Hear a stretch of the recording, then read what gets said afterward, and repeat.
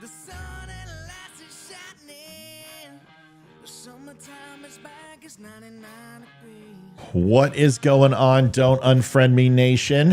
While we sit here together, let me try to get this show going.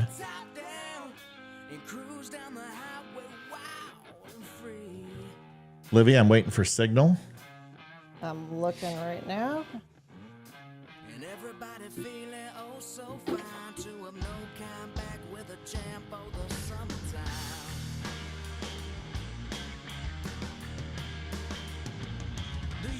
Not yet. I know. When they see the grown women on the beach. Uh-oh.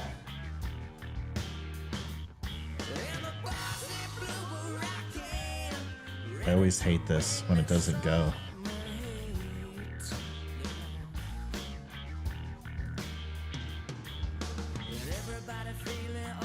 There it is. All right, going live. And I got 44 seconds to pop smoke. And leaving. All right, we're out of Wimkin. I got to get to Shopify and put in the discount for tonight's show. Here we are. Yep. Good. Good, good. Everything's going, well, everything's going. Where's my drink? I gave it to you. No, you didn't. My drink's not here. Oh, it's over there. We put it over there. Where? I don't know where, Honey Buddy? To your left. Honey Buddy? Yes. I'm trying to do some stuff. Do you mind grabbing it for me? I love you. I got to get this up. Oh, well, you didn't tell me it was right there. Shh. Such a man. All right, everybody, we'll be right back. Hey, honey, do you mind reaching like 1 foot away from me so, you know, I'm blinded. The frickin' computer's killing my eyes.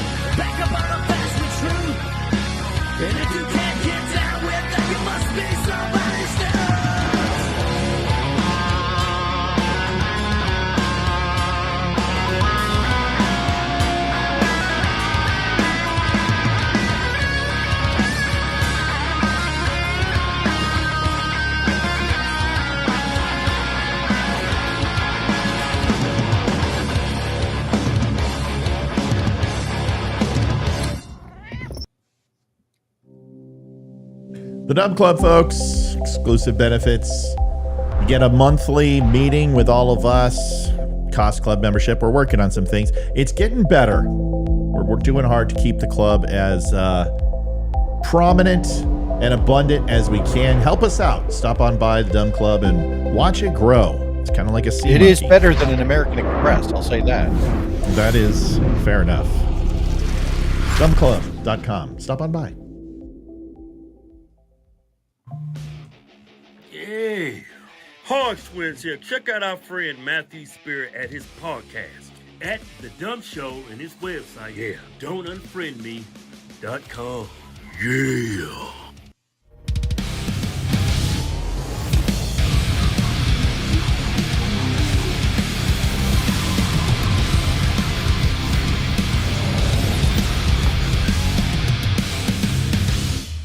Step into a Wimkin. Adjusting transmitter output.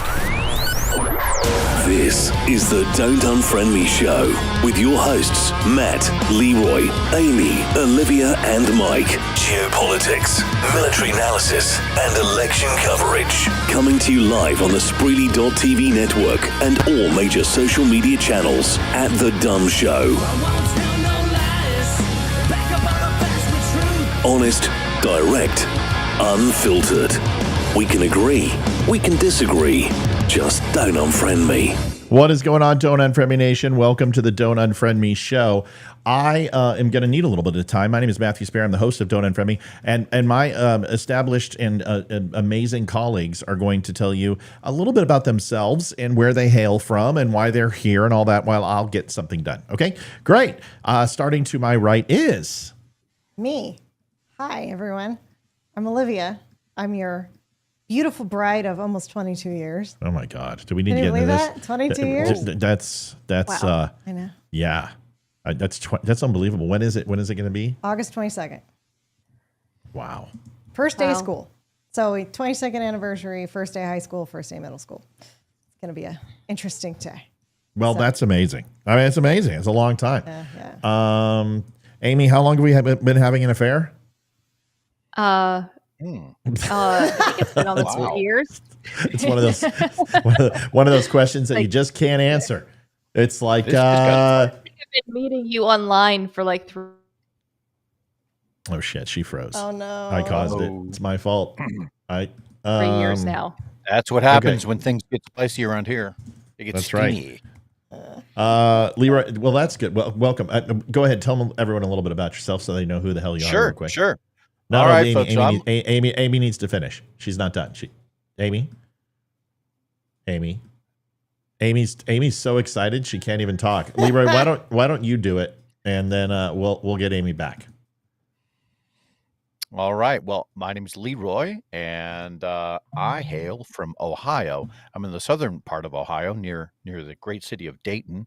20-year Navy veteran. I currently work in the IC, and I am I'm an enthusiast about politics and all things military intelligence and geopolitics. So I'm a good guy to know. Well, there it is. You've got to be somewhat excited about the pick tonight. Oh yeah, considering that Absolutely. he hails from where you are. Where did Amy go? Oh, here she is. Hold on. Amy, you're back. I think it's the storms we had earlier. I think it's messed yeah. up my entire life. Yep. Mine too. Yep. Don't even worry about it. We've lost power like 16 times. Yeah. Folks, tonight, the No More in 2024 shirt on coffee mugs, long sleeve, short sleeve, ladies' tees, everything. I don't know. There's a tank top. Listen, people. If you had told me, I would have worn my shirt. Yeah. Hey, Amy, I'm going to be wearing this. Why don't you just change real quick? We'll right wait. now. Yeah, just do it now. Sure, Yeah. sure. Just right Bring in now. lots Just of viewers. Watch stay our right ratings there. just Oh, bolt through the here we- roof. Yeah. I don't okay, know. go. After being Go. outside today. Let me get the wide angle up. So, shirt of the night is use code no more in 15. You go to thedumshow.com and you can get the No More in 2024 retro 1980s and Joe Biden and Kamala on the. Everyone's like, why would I want a shirt with Kamala and Joe? I'm like, because they look like this. That's why. It's ridiculous. It's funny. Got a little Trump there, Lego. It's a great shirt. If you have not had a chance, you can go get it 15% off. I kind of feel bad because honestly, I might be taken away from this shirt. I'm not doing this one 15% off. But this is something that we made on Sunday. The Trump fight shirt. All proceeds are going to the gentleman who lost his life, the fire chief.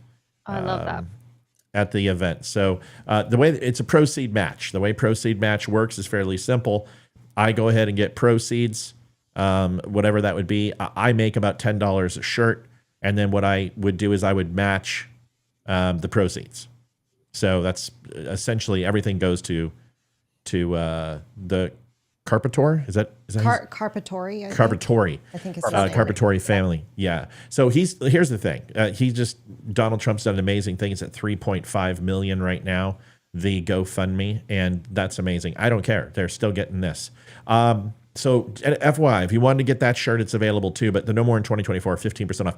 I have to say this, that shirt is just crushing right now. The Fight shirt, it's doing really, really well. So we're excited about that.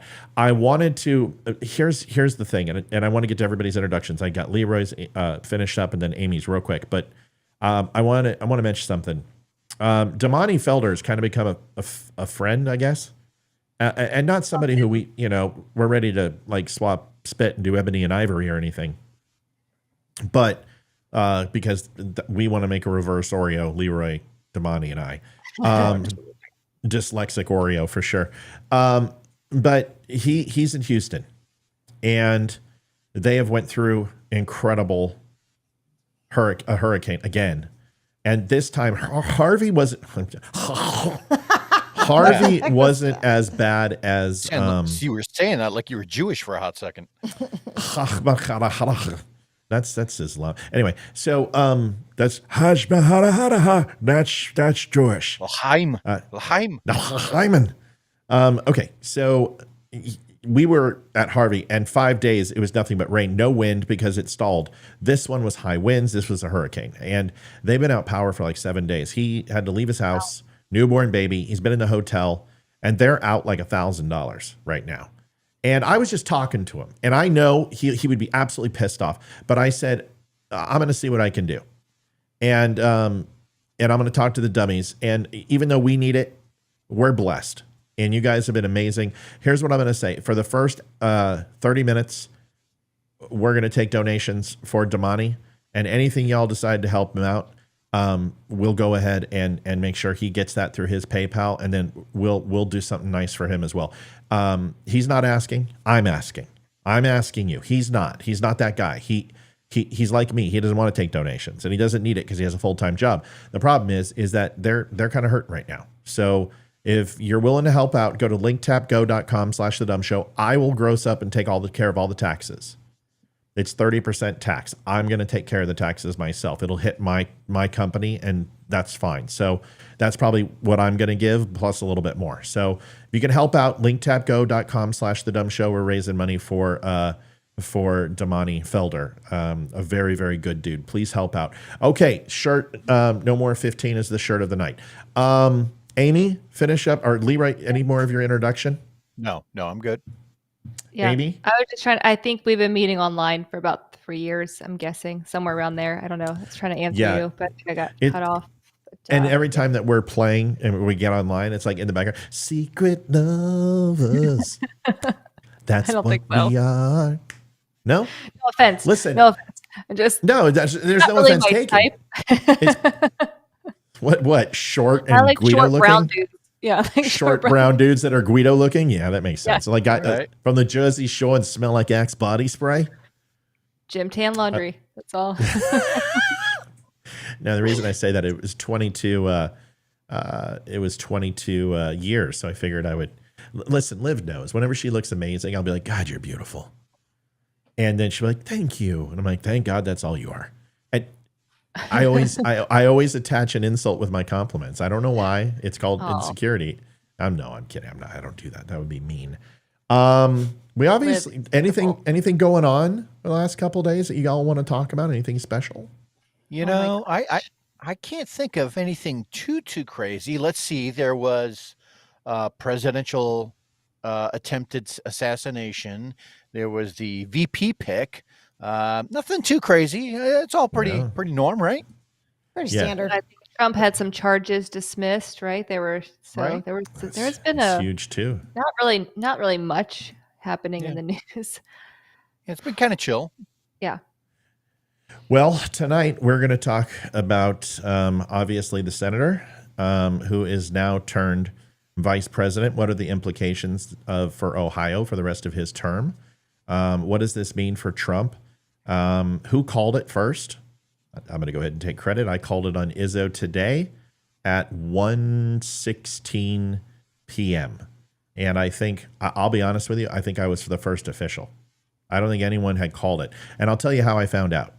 I'm not going to reveal my source, but I'll tell you that I found out through a friend who would be responsible for protection of a high-ranking official, that J.D. Vance had been assigned Secret Service detail. And I asked the question, I said, is this in response to the Trump assassination attempt? And he's like, no. And I said, is this because he's had death threats? He says, no. And I said, well, then I think I know what it is. And he goes, yes. And I said, great. All right. And so I held on to it. And around 1:15, I saw the first article pop on news. There was some stuff last night, some scuttlebutt, but it was confirmed. And then that's when I released it on Izzo. And then I think everyone else kind of caught wind of it a couple hours later, and he posted on Truth Social. Who cares? It comes down to this. It's a great topic for tonight. We get to dive into it. What does it mean? We're going to dive into the Trump shooting. It's still very, very important. We gave you guys 5 hours of coverage on Sunday. I thought Saturday. Yeah, Okay. days are blended. I didn't watch It was a long weekend. Yeah, Yeah, it was. It was a pretty interesting thing. I went back and I watched the first hour, and I got to say, we did a damn good job. I mean, our predictions and our analysis was pretty fucking spot on. The only thing that was weird was which way the stage was facing, because the plant of it was a racetrack going east-west, and that's not where they placed. They placed against the buildings, and then therefore north-south. I immediately would have said the AGR building is the nest, of course, because that was the. But if you look at the other prediction I had, it's almost exactly the same thing. It's like 127 yards away was that silo, like shed building, which was way west of the actual horse track. But either way, we did fairly well. So let's start with fantastic. This. Thanks, buddy. Let's start with that. Let's. By the way, I want to thank. I'm not going to put these in our totals, but I want to thank Kristen. It gave us $10 for Damani, $10.80 from Kevin. So Kevin. so far we've got $20.80 for Damani. Whatever we can do to help him out, I would appreciate it. I'd like to get him a little something tonight. I want to get your reaction. Where were you? Did you guys have visions of Reagan? Did you think of possibly Kennedy? What was your gut? What was your reaction? How did you feel? Olivia, I'd like for you to go first, because nobody got to hear your reaction, and you went through 5 hours really of just.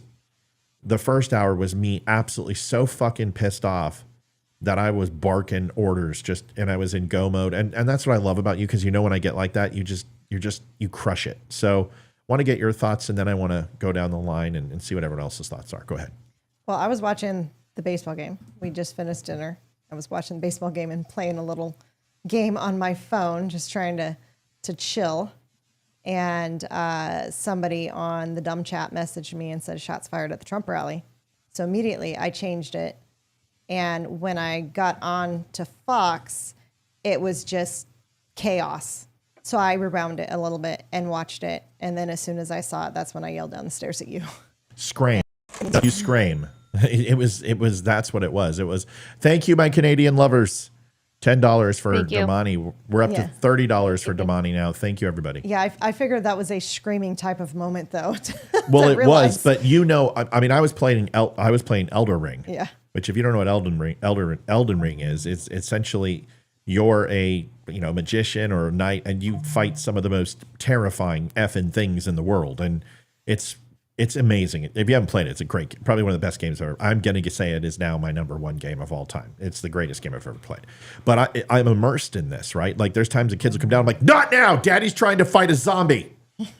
So, anyway, so when I heard that, I'm like, I'm through the remote, and I said, what is wrong? I immediately thought it was the kids. And ran upstairs. Okay, so go ahead, Liv. Yeah, I screamed, Matthew, shots fired at the Trump rally, and you ran upstairs and said, show me. I rewound it. And no, I think I said, I knew it. I knew it. You were cussing the whole way up the stairs and going, I knew it. You were pissed. You were on the verge of tears. I mean, you were pissed.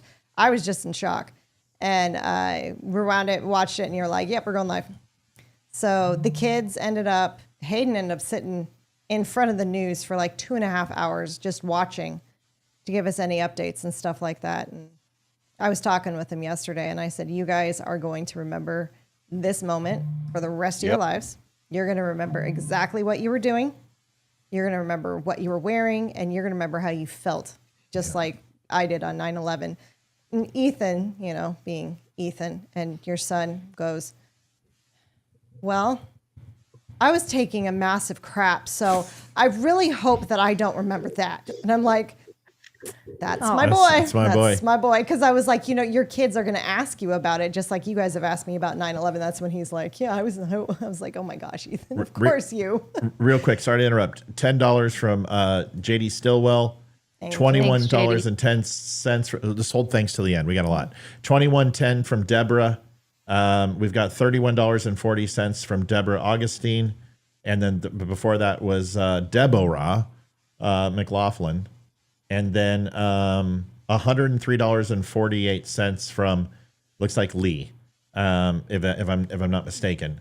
Nope, it's from Victoria and Ernie. Sorry. So first of all, thank you, everybody. Thank you very much. That's $200 so far. We still have 27 minutes. That's incredible. Thank you so much for Damani. This is going to help him out, help out his newborn and everything else. And thank you guys. It's once again, you're amazing people. Liv, anything else besides our son's bowel movement? No, it was a crazy day. I mean, we were on until past 11:30, and then we couldn't sleep. I don't think we went to sleep until like 3 o'clock that night. And then I got up the next morning and just started combing my phone, seeing any updates and stuff like that. But it's definitely shocking. I was way too young for Reagan. I don't even know what year it happened, but I know I was just a baby. So I don't remember any of that. So this would be my first time I've ever seen anything like this. And yeah, it's just shocking. I never thought that I would see this in my lifetime, or the kids would see this in their lifetime. This is just crazy. And the split second that he turned his head. People are just, people won't stop. It's like, I got to keep, we got to keep the story short-lived because we got a lot. Yeah, just the split second that he turned his head, and it could be a completely different story. So just happy he turned his head. Now just pause right there. Wait, Yes. I want you to keep going, but I want you to pause because I got to get these in here. Yep. $21.10 given by Judy St. Vincent. Violet decided to go ahead and pick up a couple shirts. She got the Punisher and the Fight shirt. Thank you for your 2 purchases. Then Violet turns around and decides to go ahead and do something else.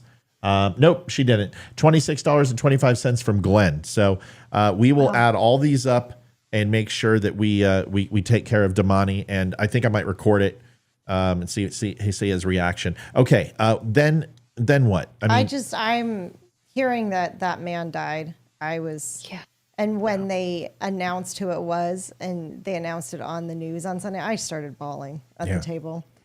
And then his daughter posted something on Facebook that's making the rounds, and I read that and cried again. Just so sad. And I'm done, so I don't cry again. No, it is. Chuck, I'm glad you got your documents of freedom. I'm glad you got your T-shirts. Somebody came on today, and they're like, hey, you got $29. It says I get free shipping. And I'm like, first of all, my shipping is ridiculously cheap for T-shirts. I mean, it's like I send out 3 T-shirts for $5. Second, it's a glitch on the site. We're trying to get it fixed. I'm sorry, but you know, he was a great guy and nice, but I don't want anyone else to think that we're taking you to town because you're getting a discount, 15% off. I can't afford to get free shipping too. It's really one or the other. But our shirts are made to last. They're amazing. Amy got that when we first started. Our shirts, it still looks brand new. Yeah, it looks good. It still fits amazing. I'm Oh shit. dying right now. Yeah, if you got to go, we understand. I might have to restart because my internet is just being weird. Give me like 2 minutes. Let me just restart everything. Go do that. I'll be go right do that. back. All right, we're going to wait for you to tell yours. We're going to go to Leroy, then we'll do you, okay? All right, Leroy, give us your overall. Yeah, so I had just gotten home from work on Saturday. Matt knows what I was doing. Yeah. And quite literally, I was still in my uniform and everything.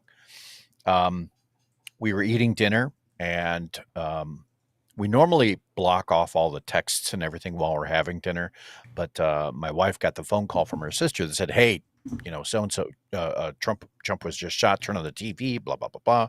So we immediately turned it on, and we watched Newsmax a lot. When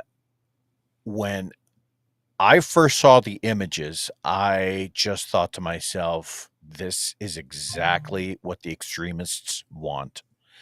And Matt and I, we called this a long time ago. Yeah. That they tried to assassinate him in the courtroom.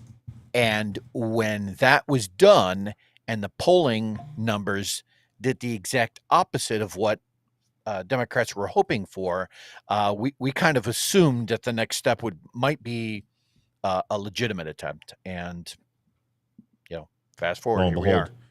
Lo and behold, here we are. Yeah. Yep. I've got a couple of announcements to make. $10.80 from Kathy Powell, to Damani. Also $103.48 from Thomas. Thank you guys. You guys are awesome. Thomas Coffin gave $103.48 to Damani. So you guys are just amazing. And this is why we love the Dumb Nation. We do amazing things here, and you guys help us so much. And we thank you so much. So Damani is going to be so damn happy. I got another one to Damani Felder, $20 from Tina Savage. So it's outstanding. Leroy, what else? What was your anger like? What was your I'm going to forgive Trump for all his stupid shit level? Did you go there? I didn't. Honestly, I didn't. I mean, people say stupid things all the time, and I am, generally speaking, a pretty forgiving person. If someone shows actual, contriteness, if they're showing, hey, look, I am a changed person.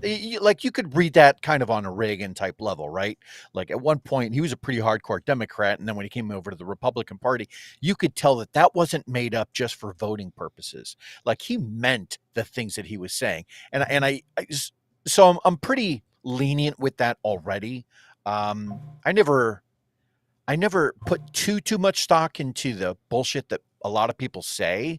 I tend to be pretty stoic. I will look to see what is that person's actions and how do they vote? What do their policy looks like? Because you can say whatever the hell you want. But if your actions are different, then I know that there's something else going on there. Thank you for that. Olivia, do me a favor also, if you would not mind, sweetie. Would you please put in the new P.O. box in the chat for everybody? I'll put it up. Yes. We do have a P.O. box. We are number 2 to let everyone know what place they're coming in. So we have the second P.O. box in our town, which is ridiculous. I mean, that's huge. That's awesome. That's really cool. So we have a sorry, didn't mean to interrupt. We have a P.O. box. So would really appreciate it. A lot of people have asked about donating cash or checks because they don't do credit cards. Well, we went and got one for you. That's why we did it. So if you want to send something besides anthrax to the show, we would appreciate it. That would be awesome. So thank you so much for that. Just want to let you guys know that's where we're at. Okay. Go ahead. Just remind me after the show, Violet, the disordered shirts, it put in her old address. She just messaged me. I'll fix it. That takes 2 seconds. I haven't approved it. The great thing about orders is I hold them for 24 hours before I approve to manufacture for these very reasons. So I'll go in there and fix it. I know I have Violet's. Just tell her to put in the new one and we'll take care of it. She gave it to me. Cool. So we have it and that's great. We'll take care of that. And then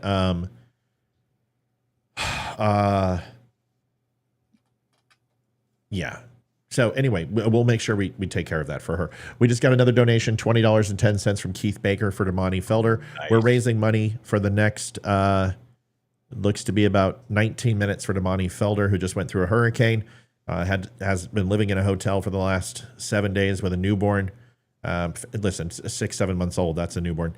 And that's going to help him out a lot. Ever been in a hotel with a baby that young? Holy moly. That's right. Here's our P.O. Box. It's P.O. Box 2, Round Hill, Virginia, 20142. So you can drop that off there by sending in a letter if that's what you want to do, and we would appreciate it. So now you guys have a P.O. Box. We'll put it up on the site as well. I want the Amy. first fan letter. It can happen, people. We're gonna get nudies. No dick pics. No dick pics. No dick pics. Seriously, no dick pics. If you do send dick pics, address it to Leroy. There you go. All right, Amy, your reaction to the Trump shooting. I just want to get your thoughts. Yeah, so I was actually here at my desk and I got a message from a friend and I was working. So I was like, I immediately got on Google and I saw nothing on Google, nothing. And I was like, are you sure? And then I immediately went to like our group chat and I saw some things starting to come in and I'm like, holy F. And then I saw you guys were on live. So I immediately got on to watch. My first reaction was just heartbreak. I felt like you said 9/11 live, and it immediately took me back to that time where I was, when 9/11 happened, I thought it was a comedy of errors at first, pilot error, and it was almost like this is comical until we realized it was a terrorist attack. And it was just a wash over me of like just almost just sadness for my children, because this is the world that they are living in and they have no idea what's going on. They're just too little to understand. But I will explain to them at some point, not now. It's too much. I don't want to scare them. I don't want them to live in fear, and I don't want to live in fear either. But my next thought was, holy shit, sorry for the language. We are Republicans, and according to the Democratic Party, we are inherently evil just for being Republicans. And I feel like this gives a lot of people credence to start attacking people for their beliefs. And it is scary. I'm not going to live in fear, but I was like, okay, we're finally going to do the concealed carry classes. Like, we're doing it. We're already signed up. We're going to do it. We're going to be able to carry something with us, all the time to protect our family, because I can't trust anyone at this point. And I feel like anyone who is a Trump supporter has a target on their back at this point. It's heartbreaking. And sorry, do you want to go ahead? No, I'm agreeing. Yeah. And when I found out, I don't remember his name. I can't say it. The man who died protecting his wife and child. And I don't know if you read her post. Yes. But when I read her post, oh my gosh, it broke my soul. Oh, I can't imagine. We can't cry. No crying. No, I can't. I'm not crying. But that just broke me, because I have kids and I would die for them, of course. We all would. And it's just, holy cow. This is the world that we're living in. And it's sad. It's truly a sad time. And then I got angry, and I was angry at Joe Biden. And I've given that man a lot of freaking grace. And I've defended him and said, just let the old man retire. Like, let him go live his life. But Trump has been called out and said that he is responsible for an insurrection. Well, Biden has said we need to put a bullseye on Trump. And that's exactly what happened. And he should be held accountable for that. And I am so tired of this double standard. And I'm angry about it now. And I'm done. Me too, sister. So that's my whole... No, you crushed it. I completely agree with you. I want to visit this again, but I have to do this. Shane came on and said, okay, everyone hold on. My computer did it again. Okay, the new thing about this monitor, I know how to fix it now, but it keeps turning off my monitor, so I got to go in there and fix that. Sorry, guys. Do you want me to fill? Off. No, not at all. I've got it. So here's the deal real quick. Shane says, Where does Shane say? Hey, Matt, my birthday was Friday. I turned 64 and I'm a gold member at the DUM Nation. Would it be possible to get a rain check or something for a reach around or whatever it is you Navy guys do? Yeah. After I get done fucking your mom, I'll be happy to stop on by and give you that. So, but instead, I'm not going to have to because after I fucked your mom, I went ahead and got with Olivia, and we already got you a video, buddy. So No, it's not that. It's not. You what? You just said after that I went and got with Olivia and made a video. Yeah, no, not that kind of video. That's not. But here you go, buddy. This is. We might get more money for Damani if it was that kind of video. That's what I was thinking. Damani's like, hell, I don't want money. I'll take that instead. I'm trying to get this to play. Okay. Oh yeah, we got a lot of. Okay, I'll do it on Facebook. So the reason why it's a shame, we're kidding, he's military, is on the DUM Club, when you're a gold member, you get your birthday wishes. And we get to say nice things about you, and we do videos and say happy birthday. And then you get to request a video for something. Like maybe there's a momentous event that you want to go ahead and celebrate, or you just want to call out. Whatever it is, we can do it for you. I'm stalling. Here it is. Enjoy. To wish you a very happy birthday, a longtime listener, good friend, and it's wonderful to have you here and be a part of the DUM Club and the DUM Nation, Shane. We appreciate you. We hope you have a wonderful birthday. You get all the things your heart desires. Yenny's actually meowing and saying happy birthday as well. She wanted to chime in and let you know. Olivia? Happy birthday, Shane. I hope you have a wonderful day. And maybe we'll sing you happy birthday live tomorrow. No, we're not going to do that. Maybe we will. Shane, happy birthday, brother. We really appreciate you. Thanks for everything you do for us. It's obvious and it's appreciated. So God bless. Have a happy birthday. We'll talk to you tomorrow. Sorry, Shane. I was for sure you would see that on the giant Don't Unfriend Me page as we put that on, broadcasted it live. And I thought we tagged you in it. I apologize for my failure and inequity and not providing you a link to it. So here's the cool thing, buddy. All you need to do is go into the DUM Club and you go to videos under bonus content. So you come over here and you'll see this menu once you sign up, bonus content, and go down to videos. And if you're not signed in, you won't see any. If you're not a DUM Club member, you won't see it. But all extra content and videos and such are here, and here is your happy birthday, Shane, and you can have it right there. If you want me to send it to you, I will. We can download it. Needless to say, this was a terrifying incident, and it was terrifying because you just realize how fragile life is. $10.80 from Christine Clark for Damani. Thank you. We've got 10 minutes left for Damani. We're doing the first 30 minutes of donations tonight to Damani Felder. Just going through a hurricane in Houston and he's had to live in a hotel, and the guy's not loaded. He doesn't take a lot of money for what he does. And I just reached out to him and said, if I can help you out, please tell me. And he's like, well, I certainly am not going to ask. And I was like, you know what, screw it. Let's do it. So we're going to take care of him and give him a nice big check. I think my first thoughts were a lot of us had been overseas and done so many things to protect this country, and to see someone come over and act like this makes me wish that every single person had to. Someone ban Stacy. No, don't ban Stacy. Never mind. Hold off. So weird. I'm sorry, Stacy. I thought you were spam. No, but leave her alone. Stacy makes it good. Yeah, it was the emojis. I thought she was spam. Is that this is the type of shit we fought for overseas, and what they would do to their own people. And to see people who have no idea, who've never left this country, I think every single person should join the military. I think it should be a mandatory 2 years. And that's a voluntary service. You can stay stateside. For a 2-year service, you can stay stateside, but at least experience the military, at least experience the reserves. You've got to know what the rest of the world's like. And these people have no fucking clue.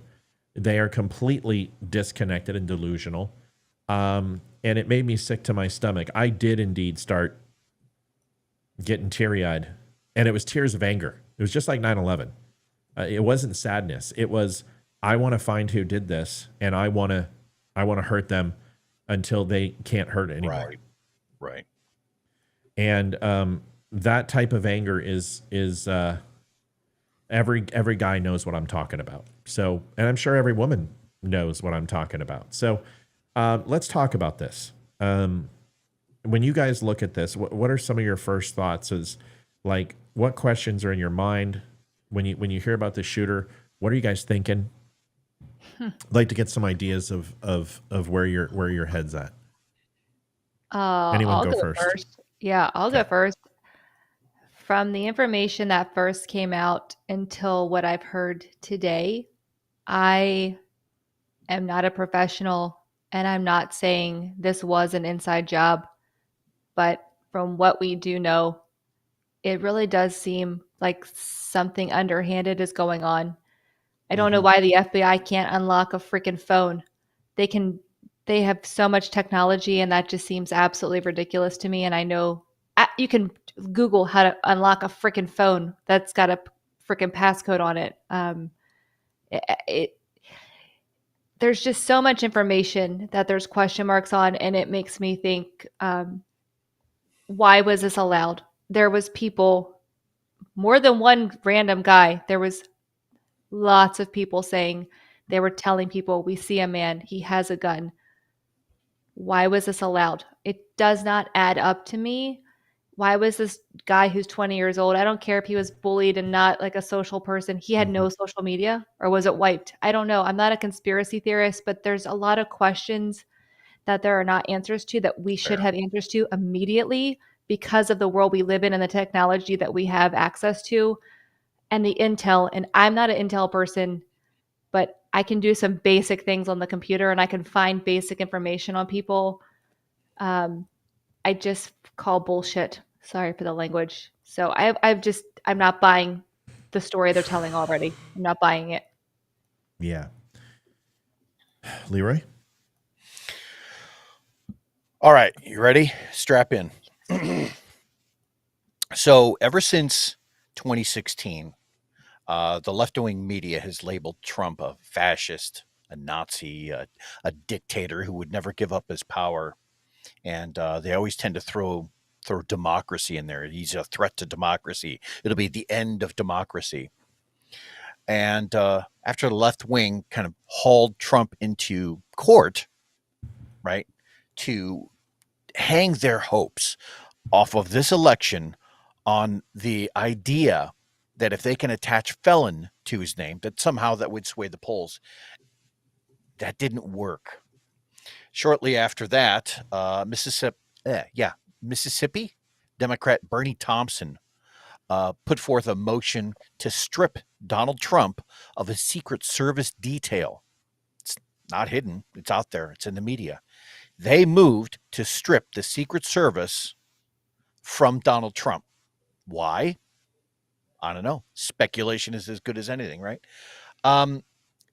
Immediately after the Supreme Court ruled on Trump's immunity case, there was talk in the media that maybe there should be drone strikes on the former president, as well as several media outlets that were talking for Trump's elimination, and someone should put a bullet. And that was from the media. The media was putting this shit out. And so fast forward a little bit. All right, now we're the day of the attempted assassination. Who was Trump's shooter? It was this kid named Thomas Matthew Crooks. And who was he? Well, he was a 20-year-old. Now think about that for a hot second. He was a 20-year-old. The media has been droning on about Trump since 2016.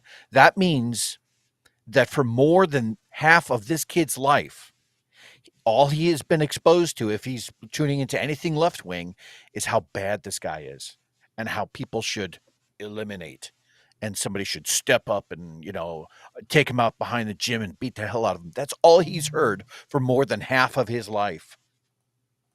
When it first happened, I was feverishly typing in on the show. And I was like, man, that sounds like a pistol. I don't know. I didn't know. It was really hard for me to tell. the camera angles were pulled out just far enough where you could see seating arrangements, and you could tell that there was a stand off to the left. And my immediate thought was, there's no way the Secret Service would have missed anything that was more than a couple hundred yards away. But clearly that's not the case. Matt was right. Matt called it, and it was like, those are rifle shots. And I heard it, and it did sound like rifle shots. But my immediate geography situation, awareness It had to be a of handgun. the area. It Yeah. would have to be. Because it was the closest thing. And I'm thinking, if somebody had a pistol, they're not going to be that accurate, which is why it missed. And I just remember thinking to myself, man, whoever the Secret Service was that should have been patting people down, or, had scrubbed the area looking for potential threats, they fucked up big time. I was a nervous wreck, honestly. But the moment he got up and threw his fist in the air, Oh yeah. the moment that happened, Matt and I my immediate thought was, he just won the election. Yeah. He just won the election. And I'll tell you why. There is a base set up on both sides. The Democrats have their people that will never change. And the Republicans have very much the same. They have a base. If you were once a Trump supporter, you will probably always be a Trump supporter. Those parties are pretty well solidified. Independence is what will win this election. And what did the independents just see? What were the optics of the attack? Yeah. Well, Trump stood up and he portrayed, what were the qualities that he portrayed, that he threw out, that everyone saw? He showed courage and he showed strength. Think back to all of those underdog movies, Rocky and literally every Hollywood movie where you see someone who, Braveheart, throwing their arm in the air and saying freedom and fight. That to me was a hell of an optic. And on the flip side of that, if we go back to the debates, what were the optics there? It was feebleness. It was stumbles over his own words. It was, this dude is too old to make calls that would manage a nation. That was my first thought. Shane Gilmore, $103.48. We've broken $500. We have 1 minute left. If you have not had a chance to donate to Damani, please get that in.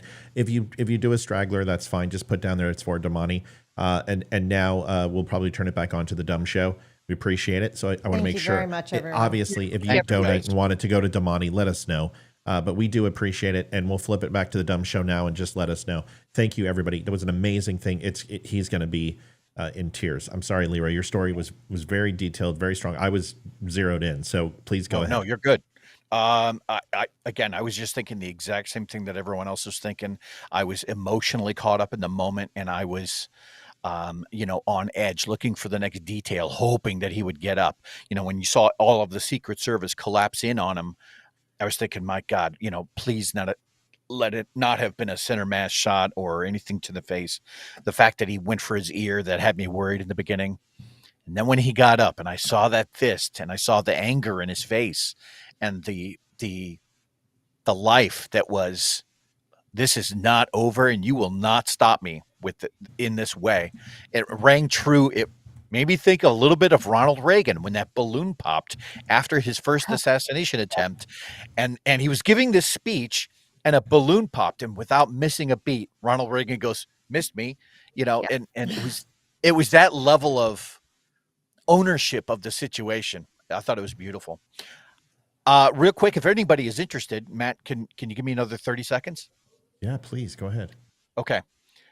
I went ahead and looked up the history of assassination and assassination attempts in the United States. And I went through each and every candidate and president and, all of the history, right? So everyone from Abraham Lincoln, James Garfield, William McKinley, Truman.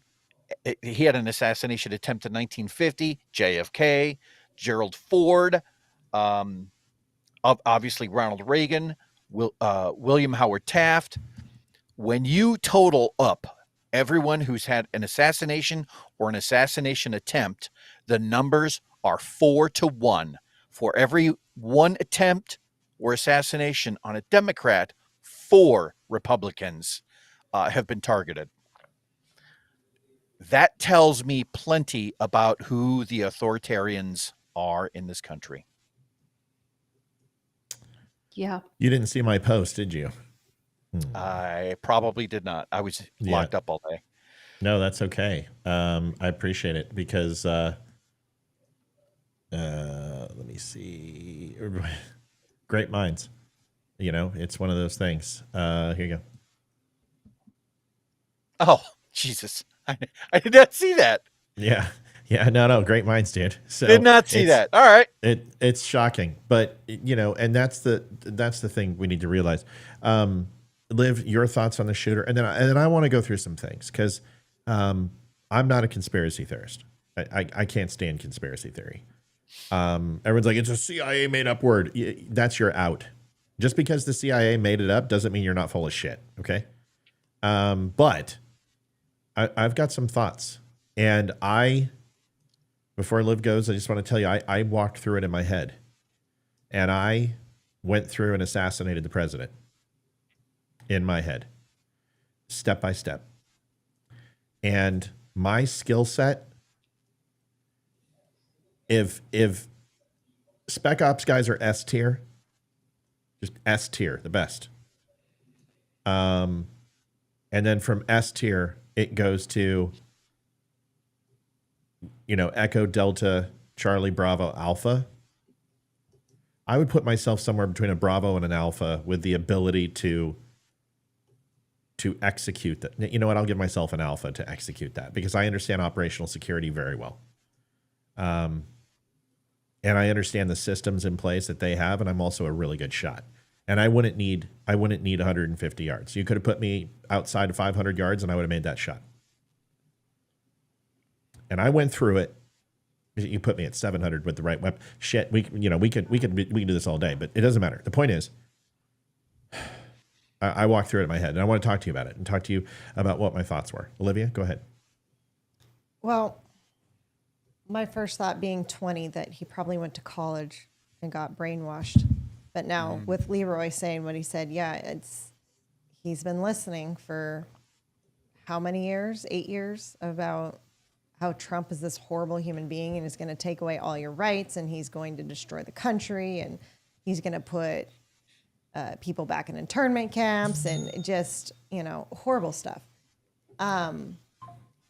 But everyone's screaming, it's an inside job. It's an inside job. And I don't think it's an inside job where he was paid by somebody on the left or told by somebody on the left to do this. Here you go. But here you go. You're cooking, sister. We haven't talked about this. Nope. Danger, Will Robinson. You're cooking with gas. Say it. But he's been told by every Democratic leader that he is the enemy. Yeah. And he needs to be eliminated. And so even if he wasn't paid, he was told by those leaders to take him out. Okay. But here's my other thought. Okay. I was hoping it was something different. Maybe it is. Here's my other thought. Okay. Shane, thank you for buying the mug. Shane, we appreciate you. Shane, thank you also for donating too. Sorry, I got to get these in here. The people are just going knuck and futz. Go ahead. He had explosives in his van. If this was, how did he know he was going to be able to get in a place where he was going to have a shot? How did he know that? How did he get a 30-foot ladder through everything? It wasn't 30. 20 foot, whatever it is. Okay. Through everything. I'm pretty sure Secret Service was there first thing in the morning, scouting out everything, I would assume. Or at least a police presence. How did he get that through? Yeah. And if he did it beforehand, the day before or some other time, how did they not see it? But how did he know that they weren't going to? I know how he did it. That's what I walked through everything last night. I know how he did it. It just It's how did the Secret Service not cover that? I understand it's outside of the perimeter of Yeah, these yeah, fairgrounds, Yep. but it is a direct line of sight to where Yeah. he is speaking. Yep. They had 2 snipers on that roof. They could have taken one of those snipers and put it on that other building. Now you want to. Go ahead. But I mean, at least get 2 sniper teams. Then, if they're teams, Yeah. then get another one because that is direct line of sight. No doubt. You And- have a kill zone. Not only do you have a kill zone right there, you had multiple trajectories and multiple angles from that same location. They could have put 3 shooters up there in different areas and all hit target. They could have put somebody in the woods laying down the pro position under those trees and the copse of trees that are right there, and he would be just as vulnerable. That entire area, there should have been plexi on his side. Yeah, there's. Hold on. Listen to what I said. There should have when I say something, just let it wash over people for a second before we jump in and just wash over it, because it's important to understand that at the very minimum in that kill zone, there should have been plexi on that side of the stage. There were no seats there. There was nobody watching from there. It was wide open. So you should have put plexi. And if you put plexi, that shot doesn't make it through. Does everyone understand what I'm saying? Yeah. Yeah. Okay, go ahead. Go ahead. It just, I just don't understand where it was, whoever was in charge of security just failed miserably, and they need to lose their jobs. Every single one of them that All failed of needs to lose their job. And if they don't get fired from the Secret Hey, what's Service, going on, Donut then Friendly they need Nation? to Matthew be Spear from the Donut freaking Friendly putting on desk Podcast. duty and never It's guard interesting. I've another had these person books in their for, life. I don't know, Never 3 years never now. be put in the Hold field on, again. stop. 3 independent books of the Declaration The of fuck Bill of is Rights this?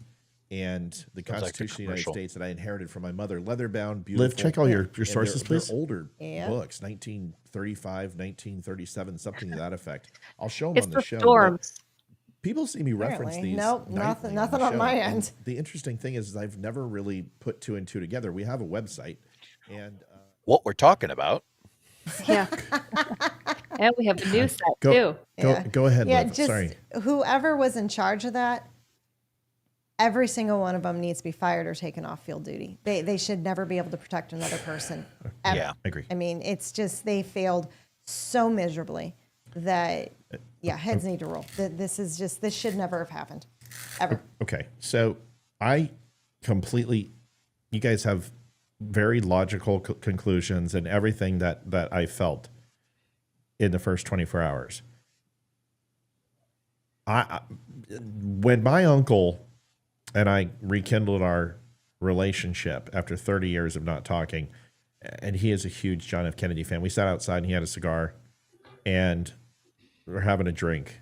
And Olivia, I love your points because I love all your points. They all are we are all in alignment, I think. And that's terrifying because that means something really bad's happening. And usually I'm the voice of reason, goes, come on, everybody, let's not speculate. So what I did is what my uncle said is when we started talking about John F. Kennedy, he said, stop. How much do you know about the JFK assassination? I said, well, I've read, 400 books. I've watched a couple hundred hours of documentaries and movies.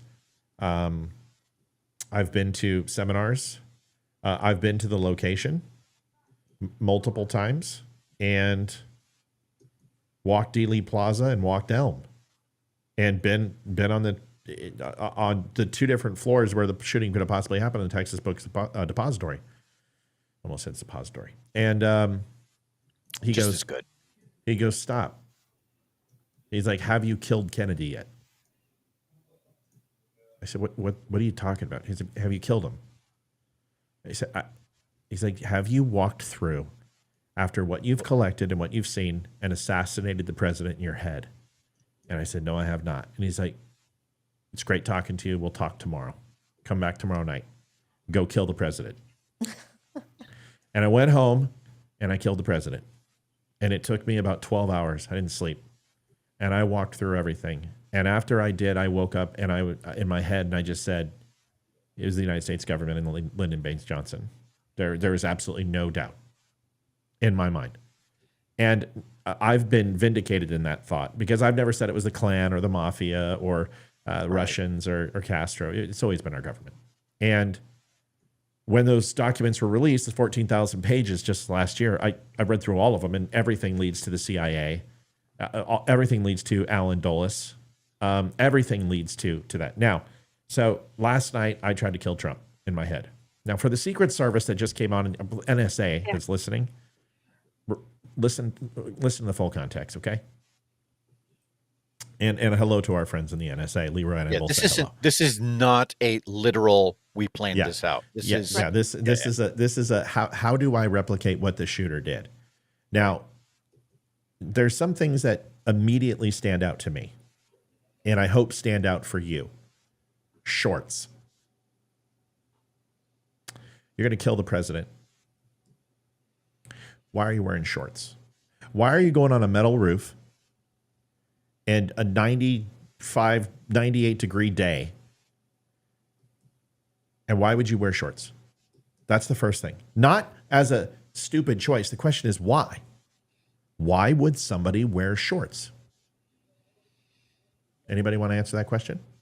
I never thought of that. That's right. Well, wait, I'm going to give you more. Okay. This is one little iota of killing the president. Maybe so they don't snag on anything on the roof? Nope. I would think you would snag on something, though, because like your shorts are going to catch on something. Why would you wear shorts? Because he's just a kid and No, he's not thinking no, that that's not long. it. Shorts were purpose. Listen, if he truly planned every iota of this, shorts were a purpose. Oh, because if he's it wearing is not to pants. blend it. It is not to blend in with the crowd. Okay. He's not to be seen. He didn't think he was going to be seen. I'll tell you why he didn't think he was going to be seen. Why would you wear shorts? Because everyone else is. It's 100 degrees. He thought he was going to be up there for a while, maybe? Perfect. There it is. Wore shorts because it's going to be fucking hot. And I know that sounds insane. And people are like, how do you know that? Because I killed the president. And I'm also looking for a possible exfil from the situation. And if I exfil from the situation and I'm wearing tactical boots, but I'm wearing shorts and a t-shirt, I have the ability to cover an exfil from the area and possibly blend in with the crowd. So there is exfil here. Explosives in the car show that he wasn't planning because he could have done massive damage. And the way security was, he could have given himself cover by planting explosives and distractions. In fact, he could have drawn the Secret Service's attention by using those explosives in another destined area and then done his shot, which would have been perfect. There's a lot of different things, but the point is, why shorts? There's no reason for shorts. There's no tactical advantage for shorts. It's going to be hot on that roof with shorts. But he's in a place and in a position that he was going to be in a while. And the least amount of clothes to stay as cool as possible was necessary. So, where was he? And we got to ask ourselves that question. Where was he? That he would need to wear shorts, that he would need to wear a light t-shirt, because the optimum situation in that is to wear the same colored clothing as the roof. To draw and wear a balaclava, honestly, to get your hair and face away, to do whatever you could to blend in so you were not seen. Hell, I would even spray my firearm, my rifle. I was wondering why his clothing wasn't the exact same color as the roof that he was laying on. I was wondering about that. So there's an opportunity, right? So we have to ask ourselves a question. So we know it's not a professional, right? Because we know what I would do. I would blend in with my surrounding. And honestly, if I was him, I would have taken the shot from the ladder. Because the ladder had cover. So let's talk about that. How did he get... No, listen to this, because you're making me have more questions. I'm just wait. No, I'm going to blow your fucking mind. Because when you look at him and you look at his hair and you look at the shot and you look at his face, he's got tree sap all over it. Even if you look at his skin and his legs have, his legs, when they rolled him over the first time, have black marks on them, which is indicative of sap. Because then when he belly crawled, he collected all the sap on his legs. So where was he? He was inside those two junipers. So he braced himself between the two junipers, and there is a little crevasse between the buildings, and it probably goes back 5 feet. It's up all the way to the roof, and it's a staple shape. And there's two junipers, 30-foot junipers. If you look at the drone, pull up the drone shot. Let's find it on Twitter. And you've got the two junipers. That's where the ladder was. I guarantee it was either stuck in between the junipers or it was blocking and was right there. Now, he could have left it there the night before. I guarantee he had a Bravo plan. If that ladder was seen by Secret Service during the sweep, he had an alternate shooting plan. I'm 100% positive. 100% positive. He would have fallen back to the tree line. He would have went to an adjacent building or something. But the ladder was well enough hidden. And I want you to think about how easy it would be to take a 20-footer, pick it up, put it between two trees, and let the limbs hold it. Nobody's going to fucking see it unless they start digging through those trees. Let's be honest. Nobody. So that's where the ladder was. So people are wondering where the ladder. He was in the tree and the ladder. He went there maybe early morning, maybe 4 a.m. I bet you my bottom dollar that there's remnants of water and food around that location. Wrappers. Yeah. Wrappers, food, something. And they're going to find this. Okay. So there's that question. So he uses the ladder. He gets up on, and he's covered. People want to know, how did he get on the roof? Well, let's show you. Liv, you got the video for me? I didn't get the video. I sent you a picture of the ladder, but that's not going to help me, baby. Okay. I ask a quick question, a little bit off topic. Did he live with his parents? They were psychiatrists. That's all I know. Yeah, that's okay. I heard that too. I need the drone video, baby. Okay, I'm looking. It should have been in everything that they sent you. It's okay, honey. You're doing fine. I need to find this. Ugh. Okay, so drone of Butler. Damn, that was easy. Okay, I got it. Okay, you're easier than me. I'm not easier than you. You're better. I'm a hard sell. Yeah, that's true. I'm easier. You're pretty damn easy. Okay. So if we go into this video. See, I wish I had seen that. I haven't prior. seen it. Yeah. Oh yeah. Oh yeah. There's no doubt.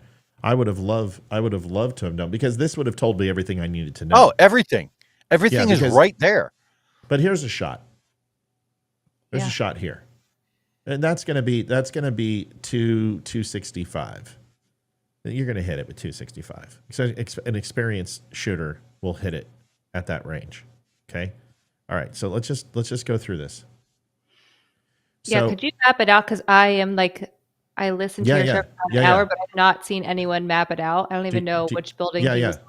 Let me show you. Do you see this? Listening, not watching. Yeah. Yeah. You see? Yeah, I see it. These are the two junipers.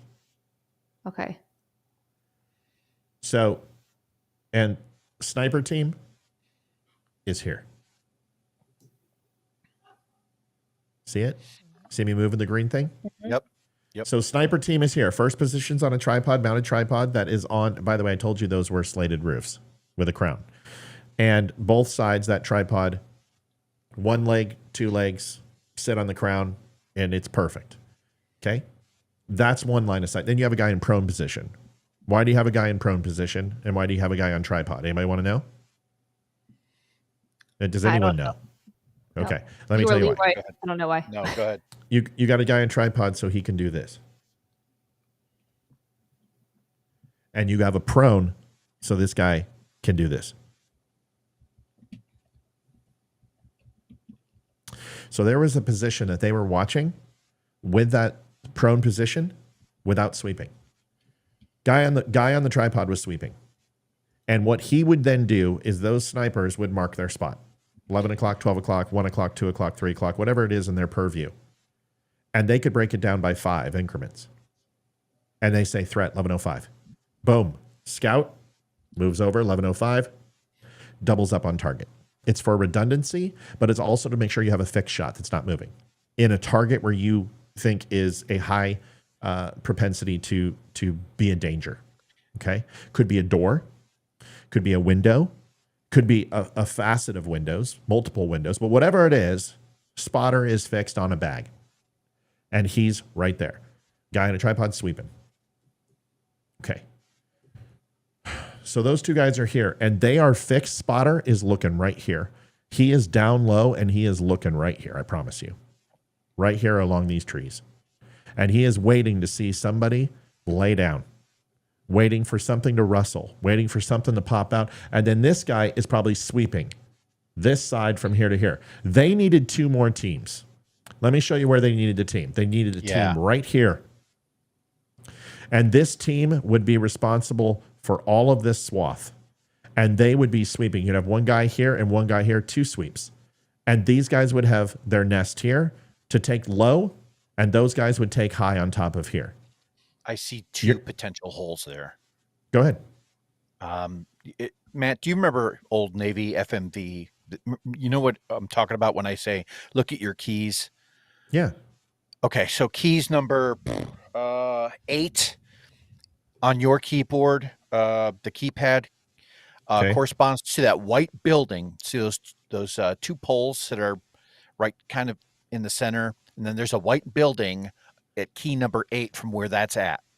So move over a couple inches to the right. Right here. No, to the right. No. There you go. So that white building that's between those 2 trees, that's a first gap. The other one is actually on that single story at keys number 4, which is actually way closer to the venue. It's on the left side of the screen. Here? That one. Yeah, well, that's where I thought the shot came from the first time. So this is, we're talking to cover this area. This sniper team has full line of sight to that roof from here. Full line of sight. But you're right. Low profile down here. Yeah, that's what Fixed Spotter can't see. That's why the sweeper is sweeping this. But it explains why he missed him here. Because Spotter is watching trees. This guy is watching all of this area. And this is how he came in. From these trees, put the ladder here, and belly crawled across. I have a question. And stopped right there. And can't be seen. Or it was about right here, actually. Wherever it was, he came up through here, and you can see he's got foliage cover. And if Sandbags and Prone is sweeping this area like he should, and this guy on the tripod is sweeping this area, you could see how he could miss him for a 10-second window. Especially if that's a pitched roof, if it's got a peak. Because that's right. It does. That's what I said. He crawled the back side, and then he encroached over and came down and got into position. So he was only profiling a certain amount. He died like right here on the back side is what my understanding. So he crept over, and understand because these buildings, this is a little bit, it looks higher. This is a downgrade. You can tell by the lawn marks. See how the lawn marks going this way, but you can see it's a downgrade. So there's a downgrade here, and that's for drainage purposes because you can see the drainage canal here. See it? So that's downgrade, But this is just slightly higher. You're probably looking at a 7-degree down angle on this, which would explain that if he goes ahead and stays on that roof, the 7-degree pitch of the roof, 7-degree down on him, there's probably a pretty good chance that he was covered until the last minute. Now, hold on. Yeah, I just have a question. Go ahead. Go ahead. No, it's fine. I'm not a sniper person. I know nothing about this. So the person who's the sweeper, and then you have the prone person, who was watching the crowd? I mean, because the crowd was going nuts at one point, allegedly, according to all the eyewitness account, screaming, pointing, yelling, he's got a gun. Who? Yeah. That's later. Okay. Yeah, so we're not even there yet. Right now, we're just trying to figure out how he got in the position. The second thing is where first breakdown took place. There is a shit ton of people right here. That is an absolute kill zone threat to Trump. Leroy, all those people were staged right here because you saw these trees. Some were staged here. Some were staged here. Oh, too many fucking people for not enough cover. This is a wide open venue. Look at this. This is a absolute monstrosity. He's right here. Yeah. So you've got LOS nightmare. Like this is a great kill zone right here. That's a great kill zone. And those snipers weren't looking at it. So I guarantee they had police staged here. Guarantee. That's why he didn't pick this. There's some. So now we have to go back to this. So why this building? Why this building? I'll tell you why right here.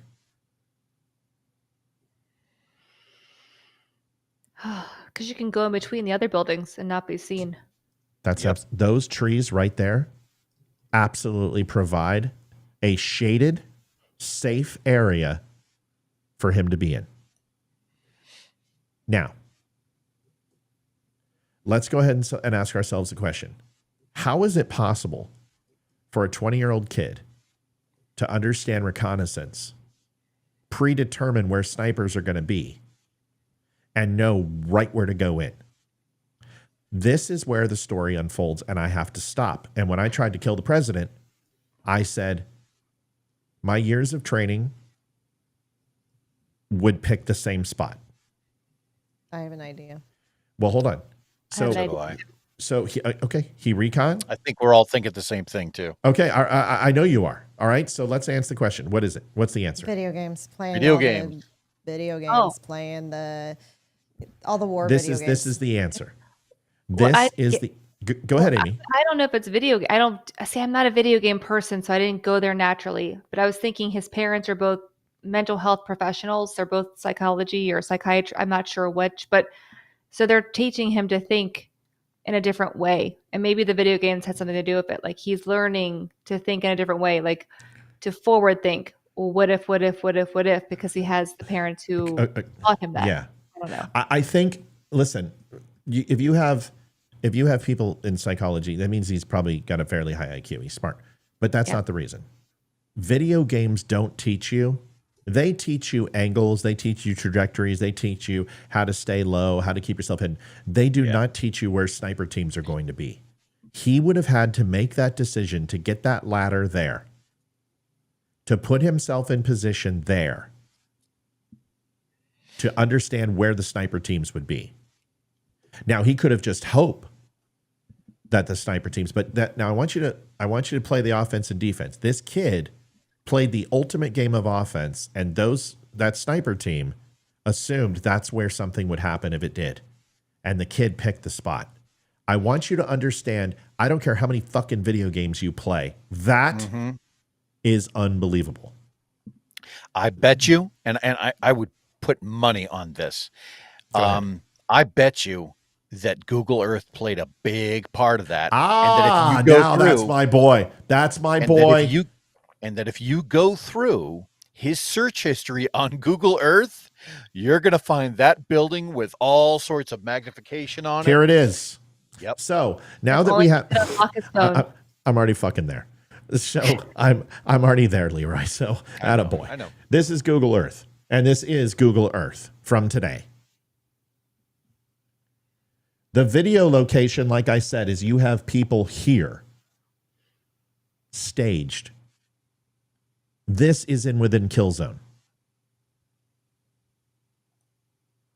Tina, hold on a second. Hold on, I'm going to get there. Staged here. Media cameras pointing here. Secret Service agents. They're not actually right here in the middle. They're over. They're over here a little bit. Shooter was right here. So thank you for our $5 super chat, Nancy. So he crawled here. Look at this space. See how much space he has back here? Yep. This, he has 3 points of entry. One from above, through the trees. 2 points of entry. Trees and above. Above will never happen. And trees, nobody's going to come through trees unless they're the Secret Service. So this guy literally has every facet, north, south, east, and west. He is completely contained. He is completely protected. And he can do whatever the fuck he wants. He can assemble rifle. He can zero in. He can go ahead and load mags. He can go ahead and have his phone and watching the coverage to see the opportune time. This guy has a complete safety zone right here, protected, and put a ladder right there. So I want you to understand, the one thing that this kid did is pick One of the most protected locations not to be found. So when everyone goes, how come they didn't find him? Because this little fucking kid was buried in like a blue hound tick. Yeah. That is where I would go.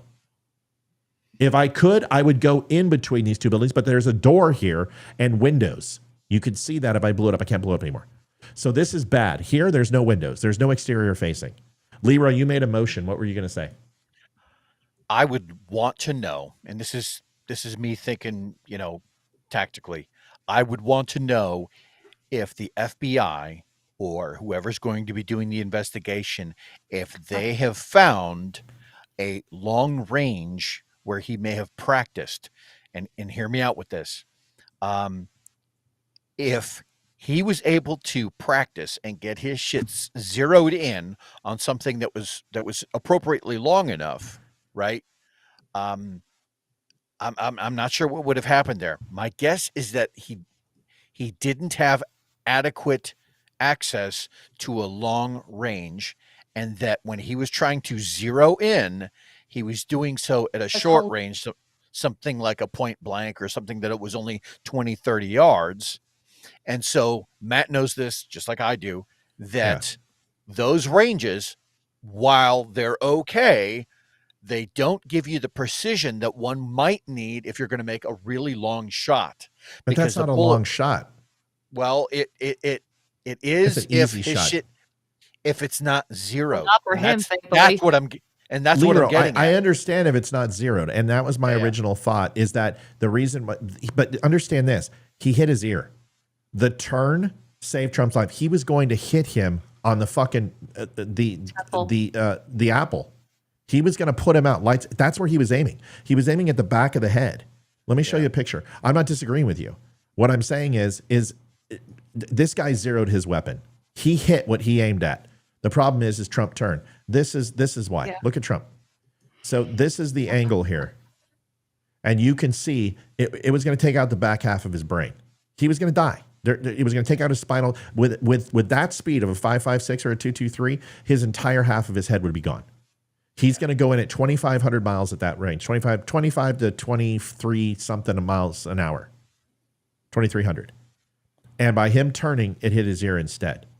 So I don't think, my first thought was that it wasn't zeroed in. That was absolutely my first thought. But you can shoot 150 yards all day long. And remember this, you and I, you had to hit a simulated 300. And I know when you went through NSWAG training, right? I know you went through NSWAG. I know that.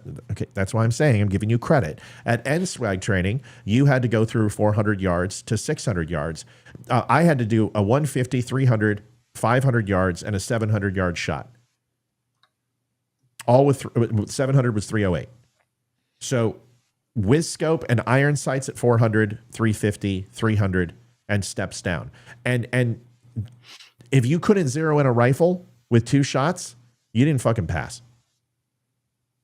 Now, full zero, that's a completely different story. But if you have it generally zero or fired before, minor adjustments are going to take. But you're not going to have to fucking do much at 132 yards. No, you're right. Okay, so watch this. Okay, go ahead, Amy. I just have one more quick question because Leroy talked about the investigation. And I have no idea about this, I'm genuinely asking, will Trump be allowed to hire his own investigation team? Because I don't think he should trust the government to investigate this. I'm not a professional. He certainly shouldn't trust the FBI to investigate this. And the fact that the FBI has this is the biggest fucking joke ever. Right. So will he be able to hire like his own team? I feel like he's more capable. That's a whole nother thing about the team he had too. Every single piece of evidence that could have been collected in that area is gone. Gone. Everything is bagged. Flying over? Like, did any news source have a drone? I mean, like, I'm trying to show you that right now. It's right here. Oh, that's like okay, sorry. Yes. No, don't be. Stop it. Stop apologizing. This is the one that I was trying to find. Yeah, I know. I found it. You should have told me. I'm sitting there going through everything. You should have found it. That's okay. Mali. Okay, everybody watch. Here's your trees. Yep. 1 and 2. You can see how it's full coverage, right? You got a little opening right here, but this is full coverage. And you can see how a ladder, see how much taller it is than the actual ladder? Because the ladder is going from this partition straight down. So you could put a ladder in that tree and nobody's going to see it. Okay? I understand there is footage. There's your ladder. It's right here. The body of a man on top. Oh, There's your ladder. See it. Yep. And here's his this is where he was hit. You can see it's an AR, by the way. See the stock? See the shoulder pad here, and then you've got housing. Lower housing is right here, and then barrel here. So this is an AR. Straight up AR. And if I had a little bit more ability to see it, as I can tell you, pretty close to what style it is. But it's an AR. That building with. See that? Yep. He could sit back in that corner And wait. and he hopped that fence, and he could. This is a blind spot. Unless you come around and you physically look for him, he can sit right here. Hell, honestly, guys, he could have been in the tree and just climbed over and went down when the opportune time happened. But that ladder's right there. Now, it looks like a service ladder. Nobody would question that. Secret Service should have. If Secret Service touched the building, they didn't. Okay? So there's that. So let's watch the rest of this real quick. Appears to be a gun next to him. It looks not a like gun, it it's could a be rifle, of lady. some sort. We don't know if this. This is my rifle. This is my gun. This is for fighting. This is for fun. Okay. She's from The England. actual They don't You know go what's in interesting? anymore. Yeah. They don't have guns Okay. in England. Exactly. Yeah. Right. What? That brown structure that is surrounding the front of the building would have actually provided decent cover. So if you move your cursor a little to the left, Well, that's why he picked from there, right? I don't know. Well, look, I this don't is know. his line of sight, right? So if we look at it, But we do know that the They're gonna Secret circle around Service here. did. Yeah. About where the Secret Service. So that security provides a little perimeter cover right here, ended. too. If this building Yeah. was outside, That's what I'm saying. that Secret, Yeah. Surprised he that didn't Secret go Service there. perimeter, and if it was outside, why multiple shots toward the stage? This quickly responded to spectators. Cheetle and I have briefed You can see President it's perfect. Biden on today's shoot and commend the show a man. so okay. So now we've got that. You pretty much understand why he's wearing shorts. Makes sense. Wants to stay cool. Why he wasn't up on the roof to begin with, because of the heat exposure and also to be seen. So you know he was. I mean, it's hot, guys. Sitting out and fucking all day long. He waited. He stalked his prey. He had patience. Because he wasn't there. You guys, they were setting up and they fucking had Secret Service and police there, probably at 0400. This guy came in at a time and knew the routine. Okay, so now you got the shot. Now the question is, why did he miss? Well, we know why he missed. Is because he was aiming for an apricot shot. He wanted to hit him at the stem of the brain, which is a horrible shot selection, by the way. The moment that he turned profile on you, I would have dropped the headshot and I would have put 2 in his neck. Ended it right there, right? He didn't do it. So no matter how much training you think this guy had, in a moment's notice, a professional would have changed his shot selection, because in that situation, it is all about shot selection. Okay, so now we know shooter. Did he expect to get out of there alive? Does anyone believe he expected to get out of there alive? I don't think he did. No. No, he did not. No, he did not. So he didn't think he was going to get out. Maybe the shorts and T-shirt could have been for exfil. More than likely, it was probably for convenience and heat. But I don't think he expected to get out of there alive. Okay? So now you've got Secret Service and where their opportunities were. So Secret Service is blaming the police department.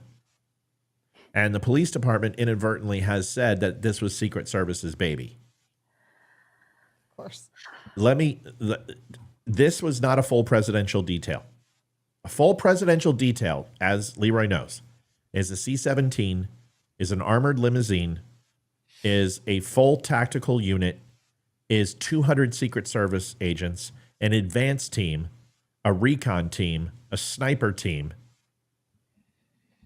counterintelligence and communications team, a science and tech and bomb team. It is unfucking believable, a full presidential detail, okay? They got body men, they got defense, they got offense, they got tactical. They've got everything. They've got doctors, corpsmen. I mean, Secret Service has a full detail. So that's not what he had. He had a skeleton crew detail. And most of it, as female agents, is a slap in the fucking face. It's a there is no reason for 3, 4 females, all 5, 6, and 7, to be protecting a man who's 6'4". It is absolute dog shit. So let me ask this question. Now that we know, well, we're not going to go too deep into Secret Service, but let's just talk about the kid. How did he know to go there? And did he have help? I mean, I'll give my unprofessional conspiracy theory opinion. It sounds like he had help. I don't know how. I mean, I'm sure you know the location of the Trump rally, right? Like we all know those in advance, but he didn't make the team at school. He doesn't sound like a good marksman at all.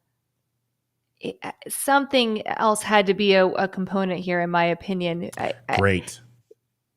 Yeah. He would have got the shot off if this guy did any type of shooting. So now we know that this kid fumbled into a fairly good hide and seek plan, got into position, didn't make the proper adjustments when Trump moved, should have dropped to a body chest cavity shot, failed to do that, and moved and failed his shot, kept his shot selection, which was very difficult with a front profile shot. You don't go for a headshot in that situation. All right, so now that we know that, let's talk about Secret Service.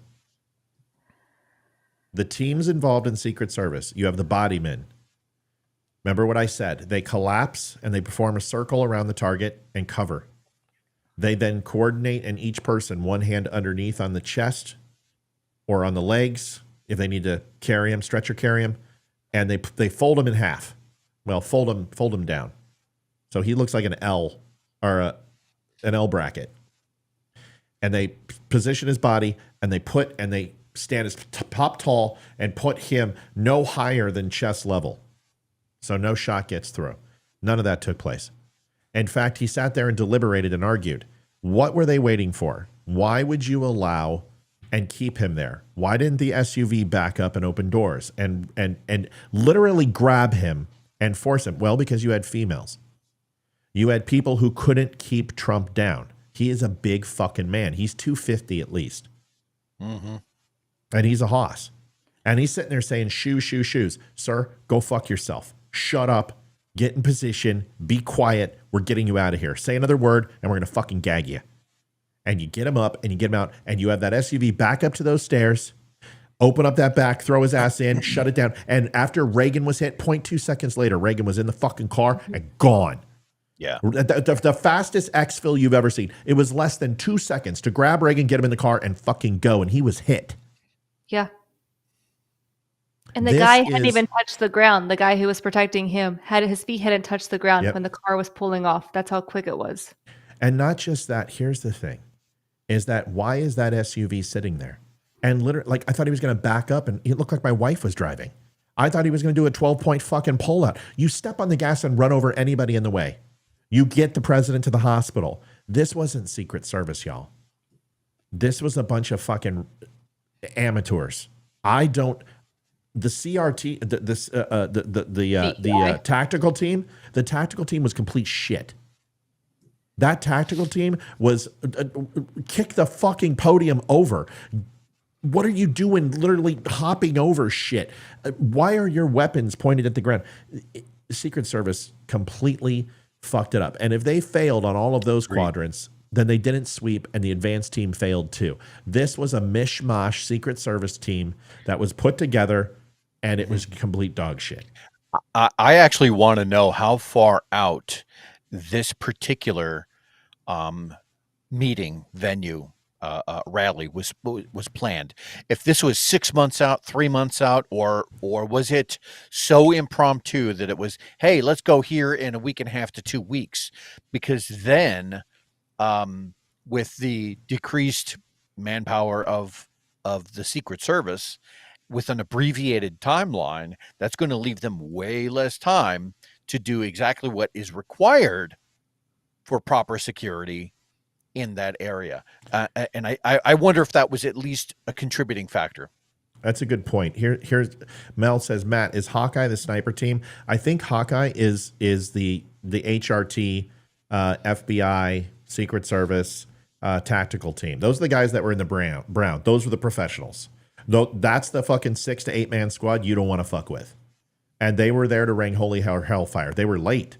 But there was a private security team that was dressed in black tactical. That group lived. Can you pull up the shot on Twitter, please? Just go to Twitter, type it shooting of Trump. That's all you got to do. And you'll see videos and scroll. And you'll see this team, the way that they handled it was complete trash. They're supposed to be 12-6, 9, and 3. That's their position. And then you have half-quarter men in between there. So it should be a 6-man team to an 8-man team surrounding the president and literally starting in the middle and spreading out and setting a perimeter around the president. Does the president or former president or whoever is receiving the lighter detail team, do they get to choose who their team members are, or are they just assigned to them? Because I think that played a big role in it too, with all the women. One of the ladies had worked with Trump for 3.5 years, I understand, and was very close to President Trump. But I don't have the answer to that question. I will tell you that was not a crack unit of Secret Service. Those people were not running presidential protection for very long, in my opinion. I just don't. There was a lack of leadership, a lack of communication, and it's what you can expect from the government. We can steal an election, but we can't fucking protect the president. Folks, the government fucks up everything it touches. You just need to know that. What's the line? Don't be afraid. The government's here to help you. Yeah. Something like that. Yeah, that was a Reagan quote. I'm from the government and I'm here to help. Yeah. Yes. Exactly. Yeah. So, thoughts. Does that work? I'm going to see. Thoughts. I can't find thoughts are that the preparation that kid went through was, I'm not sold on the fact. I'm open to accepting new evidence. I'm not closed-minded on this, but I can see where a single person with a 100 level IQ could pull something like this off with the appropriate amount of time, with access to video games to kind of get into the mental mindset, and with something like Google Earth. I went ahead and looked up the rifle that he used. Somebody posted it earlier. It was by DPMS. And I thought to myself, man, I wonder if that was a $500-600 rig or a $2,500 rig. So as it turns out, it's they're on average about $800. And the reason I bring that up is because I'm thinking, man, what if that was one of the parents' guns?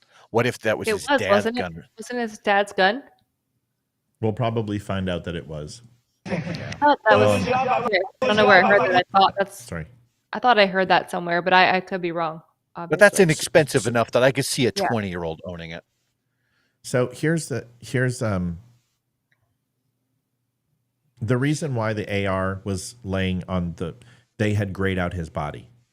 So it was blended. What they do is that they have a smudge tool on video that you can overlay on the entire cell, and it blended it completely out, so you could see nothing. So I can do the same thing in Photoshop. So they left the rifle and they completely rotoscoped him out of it. Listen to this. Watch this. We will get to Vance. I'm gonna have to do a hard stop here on this, even though this is really interesting. Look, they're all pointing. The Atlantic, maybe the Pacific. Yeah, someone's on top of the roof. Look. There he is right there. Right there, see him? He's laying down. You see him? Yeah, he's laying down. Man, the eyes that those people had to give that guy a job. Yeah. Seriously. It was multiple people, and that's how obvious it was. If you can see him from 15 yards away, you should be able to see him from 150 yards away when you have high optics. There is no reason for them not to see this guy. And here's the thing. Why didn't anyone take a shot at him? Why didn't anyone throw rocks at him? Why didn't anyone do anything? Something. I'll tell you why. If I was that person, I mean, I'm a girl, so it's different. I'm a mom and I'm a woman. I would have been like quietly trying to alert someone because I don't want him to turn and shoot me to take me out.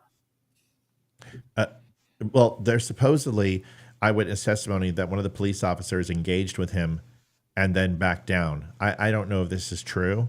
We're going to find this out, but I want you to watch the length of this. I'm sorry, if I'm there and I'm carrying, I'm going to fucking kill him. The moment I see a rifle and I know he is not in proper gear. Oh, by the way, somebody asked me a question about the sniper team. Should they be wearing something that says police? No. Most sniper teams are going to be all completely in black, and they're going to have a Velcro patch over their credentials. And if they're in a situation that after something happens, they will pull off patch to let everyone know that they're friendly. But usually no. Most teams, sniper teams, are going to be either in full camo or full black, tactical gear, and they're not wearing big things that say police on them. No. Okay. Matt, check your messenger. All right, hold on a second. I can't check messenger right now. I can check it on my phone. Let's just watch this. What's happening? And to make sure we take back the White House, because if we do, we're going to make America better than ever before. We're going to make it. Yeah, look. And it's There he not is. easy, because we have millions and millions of people in our country that shouldn't be here. Dangerous people. Criminals. We have criminals. We have drug dealers. We have people that should not be here. And it's much tougher than if it happened. Folks, let me explain something. If you are ever in that situation again, you don't say he's on the roof. You say gun. That's all you got to say. Just like when you are being raped, you don't say rape. You say fire. Nobody comes to rape. They come to fire. You say gun. You say gun when the president's there, immediately officers are going to be on it. But I understand people are scared. People are reacting. I get it. I understand. But I'll be honest, that's just me. I know what Leroy would do. If my family is safe, I'm going to try to engage the target. I'm not going to let that fucking guy kill the president of the United States. I will not give my life for the... I'm going to survive. I'll find a way to survive. But I'm not going to let him do it. I'll check my messenger in a second. In recorded history, we're the best border. In fact, if they could ever put up a chart, I don't know if they can do it. Do you guys have access to that chart that I love so much? You don't mind if I go off teleprompter, do you? Because these teleprompters are so damn boring, I try and explain that. Oh, there's... Wow. You guys are doing it. They're getting... The fact that he was moving. Yeah. If it wasn't for those people putting pressure, if it wasn't for the sniper team seeing him, if it was... This guy rushed his shot. He had to. But, man, he was zeroing in. He was just taking his time. He was waiting for his select. And if he didn't turn towards target, he'd be dead. With time. My guys, take a look at that chart. Take a look at the arrow on the bottom. See the big red arrow, right? So that's when I left office. That was the lowest point, and that comes right from the government services, comes right out of... Now, I also want everyone to understand, someone said, should Secret Service? They're not going to wear Secret Service. Police would. And on their tactical gear on their back, there should be police. On their front, there should be police. Because in confusion, in a situation, you need to be labeled. So those weren't Secret Service snipers, by the way. They were using MK-14s. They were using Win Mag ammo. Those are special operator sniper rifles, by the way. Those are specifically designed for Delta SEAL teams. They are an incredible weapon, incredible sniper rifle. But those are police. And I bet if you zoom into the picture, you'll see that it's police. Patrol, take a look at that. So that arrow is the lowest amount of illegal immigration ever in recorded history into our country. And then the worst president in the history of our country took over. And look what happened to our country. Probably 20 million people. And you know, that's a little bit old, that chart. That chart's a couple of months old. And if you want to really see something that says,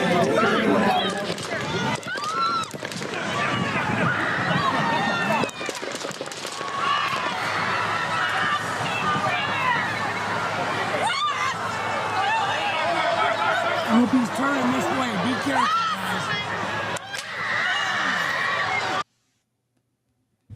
So watch the lower quadrant again.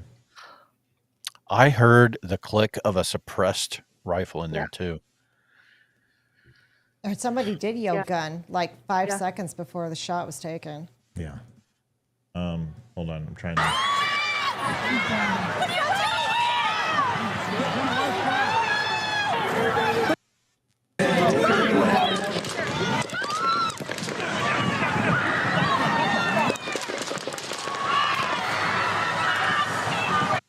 That does not sound like an AR.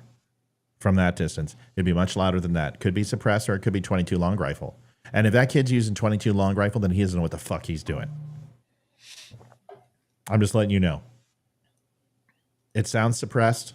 I heard suppressor. I heard the click because that's what it sounds like coming through the chamber of a suppressor. Okay, let's listen to the rest. I hope he's turning this way. Be careful, guys.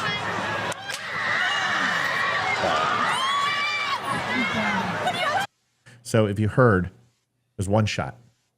Mm-hmm. I think Shot came in, and you heard it go through him and through the roof because you hear it ting. Yep, I Listen. heard that. So that's that round. It is a beast of a fucking round, and that is a world-class rifle. The Spec Ops guys that use the I think it's called the HK556. It's a piston driven rather than a gas operated, and it's Which the one? real deal. Wait. What are you talking about? That's the HK556. Is that what you're saying? They used an HK? No. I'm saying for the Spec Ops guys that use that, it's legit. If that's what they were using, I don't know. Well, that was an MK13 what they were using, which is 338 Win Mag, if I'm not mistaken. So either way, if we can look at that next. So let's go ahead and just finish this, and then we can look at the weapon select. Yeah. Look at this TAC team. What the fuck are they doing? We got breaking news. What are they doing? All three in a column? What are you doing? Yeah.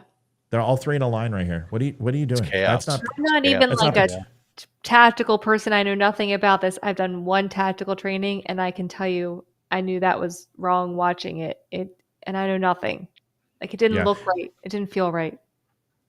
Dude, that's the thing. 22 long rifle at 100 yards is it can't be 22 long rifle. It can't be a 22 long rifle. Somebody just said it's been confirmed it was his dad's AR. Yeah, but what type? I don't care about that. I want to know what type of rounds. And it's probably 5.56 suppressed. I don't imagine that it has to be. Because 22 long rifle is going to drop like a bitch at that rate. And he would have to, I mean, the stopping power of 22 long rifle is nothing. It's nothing. It's not even fucking lethal unless you're not going to penetrate skull at that range with a 22 long rifle. It's going to be really hard. Yeah, 300 Win Mag. Sorry, I'm tired. Seems to be shots fired at the Trump rally.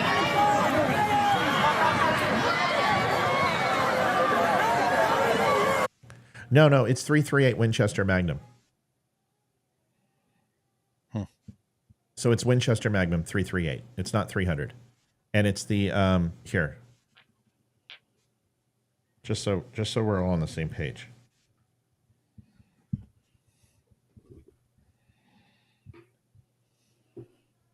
And what were you saying? What was the model, Leroy? I have a little experience with the Spec Ops guys, and they like the HK 556, which is an AR style platform. But it's rather than it's being gas operated, there's a piston in between. It keeps it. I'm aware what it is, and it's very similar to the MK. Watch. There's the HK 556. And then, or the H4, the HK 416. Yes. The HK 416 is also preferred weapon, and then Here's the MK13. If I'm not mistaken, I think the 416 is it's a semi. I'm sorry, it's a has the potential Gas powered to go to fully automatic. Yeah, this is what they were using on the roof. Go ahead, caller. Yeah. Okay, so sounded like Mel. It did. I know, Mel, call back. So that's what they're using on the roof. I'd bet my bottom dollar, and we'll look at it in a second. But this is the MK, and this is, hold on. Go ahead, Mel. Sorry, I accidentally hung up on you. No, that's fine. It was posted today. It was DPSM AR-15 5.56. Okay, so it's 5.56. That's what I would expect, and that makes complete. That's what's behind me right here. But this is what they use. This is the HK, and I'm a little familiar with Spec Ops guys too. So it depends which team you're using. A lot of Delta guys, Force Recon, MARSOC, and team guys. It's selection. I mean, the first thing you do when you get on a team is ultimately select your flavor of the week. I want to get a video of the snipers real quick. Mel, anything we're missing here that you picked up on? No, it was just that the shooter's gun was DPSM AR-15 5.5. Okay. I want to try to find the sniper video, Liv, because this one will show you something I really wanted to show you. Okay. So if you take a look. You got to take off the gun pictures. What happened? The pictures of the rifles that you put up are blocking the video. Oh, I know. Okay. Sorry, I thought you said I got hit by Facebook. I'm like, oh shit. So you can see the elongated right here. Yep. Yeah. So that's HK. But both are.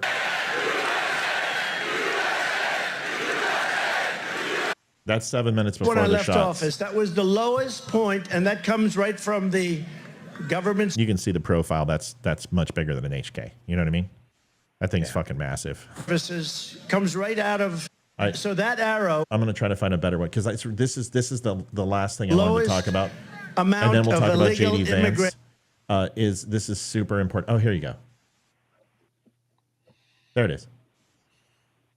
Blow that up. See it? Sure. I may not be able to stay for the JD Vance stuff. Sorry. I have to make a phone call. Sorry. Still working. Always working. So this guy, I guess the guys are, oh, there's the police. See, it says police, and these are Hawkeye. There it is. Yeah. You can see this one better, the profile. Those aren't HKs. No. But it doesn't matter. And these are police. Hawkeye is the sniper team. But I think Hawkeye is also the tactical team too. I think they're all part of the unit. But it's interesting that you have police snipers there and you don't have Secret Service snipers there. But you see how this guy's on prone? Mm-hmm. So he's on prone, and it's a different type of prone. He has knees up prone.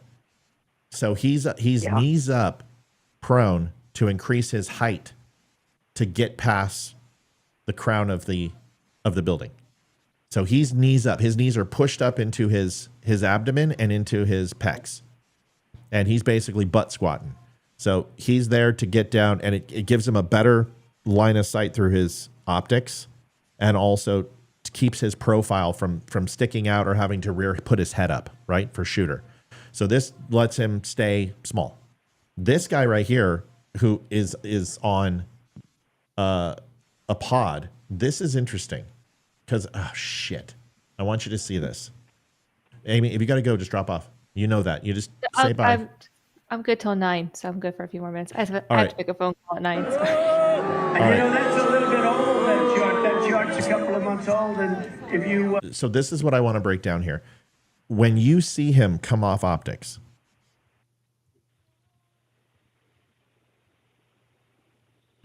I'm so sorry. I don't have... That's the best I can do, okay? I want to really see something that said, take a look at what happened. Boom. Do you see that? He comes off optics. And I'm telling you, I think that the guy in the prone makes the shot. Because if you see, he comes off optics off the shot, and this guy's still on optics. First thing you're going to do is make your shot and then come off optics. because you're not going to be able to get back on target very well, depending upon the situation, depending upon what you're using and what you're firing. But the point is, you're going to get visual, pop up and take a look and see if target got hit. Watch this. So here's slow-mo. So shot hasn't happened yet.